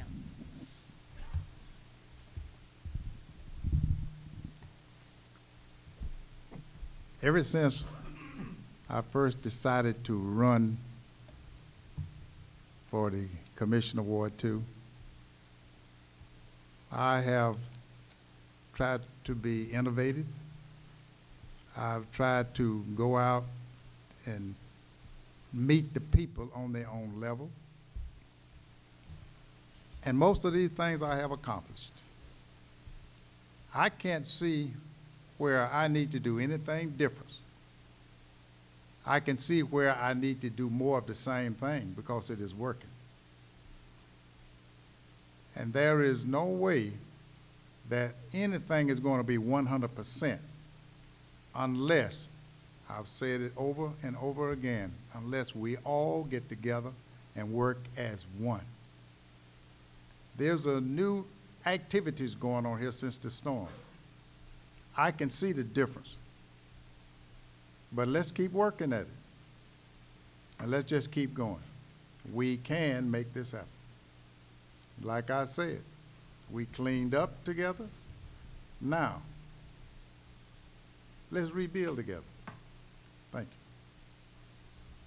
Ms. Schneider. Just making sure nobody gets Thank you. So I've talked a lot about community involvement and how important I think it is that everybody has a voice in what happens. If we want to create a community that works for everyone, everyone is going to have a voice. We need to hear what everybody has to say and what they want, and as we go into the rebuilding process. I've thought a lot about what's the best way to find out what people want. I'm a firm believer in town halls. I noticed there's 12 months, there's 4 wards. That would put me in a ward every month and figure out what time works best. Do people want to have a town hall at Saturday morning? Is it evening times? But I think it's critical to start to establish those relationships and to get to know everybody and to get to know what's important. There's a lot to be said for meeting people where they live so they can show me this is what's important to us, this is what we're concerned about, this is what we like. I've worked with individuals and families who've experienced trauma, and I understand the pervasive impact that has on people's lives. And sadly, due to Hurricane Michael, we've all experienced trauma. I think I heard somebody mention hurricane brain. I think we've all had a touch of that from time to time. The storm was 5 months ago, almost 6 now, but I don't think it's ever the wrong time to start the healing process. As your mayor, I'll work with different community leaders to ensure that services are available to everyone who needs them. Nobody asks for adversity, and it's not something that we want, but it can be used as a springboard to a bright future. For Panama City to thrive, we need to embrace that future. And as your mayor, I promise we will. Dr. Owen. Dr. Rowan. I'd like to thank the League of Women Voters for this forum. I think it's been certainly educational for me. I am running for mayor, as you well know, and I think a lot has happened since the hurricane, and the jury's not in on what we're doing and what we need to do. It's certainly a huge problem, but I think we need to look back at our commission and the mayor before the hurricane. We spent $350,000 on Sonnenbleck for a marina development feasibility plan that wasted about a year and didn't go anywhere. We then left the city hall downtown. We left our old city hall. We weren't supposed to leave that city hall and buy the Trustmark building until we had a deal with Sonnenbleck. But there was never a deal with Sonnenbleck, and we went ahead and bought the Trustmark building. We then went from about a $12 million up to where we're at $20 million now. And the city asked, the city manager wanted a construction manager for the city hall, and he selected Green Hut. Well, the commission and the mayor went around the recommendation, and they selected Gulf Asphalt. So GAC became the manager and the builder of the new city hall, and not to take anything away from them, they found a lot of bad things that should have been found ahead of time, and it ended up costing us a lot of money. So, and GAC is always, they're always down at City Hall, they're always seeking contracts, and they always seem to get what they want. As I mentioned earlier, they're a huge contributor to the mayor. That's not his fault. If they gave me money, I'd take it too. I can promise, if I'm the mayor, I will negotiate all contracts fairly, and I'll choose the contract that is the best value for the citizens of Panama City. We have 4 wards, and I will treat them equally. So let's get to work and rebuild Panama City together. Don't forget to vote April 16th, and God bless Panama City and the USA.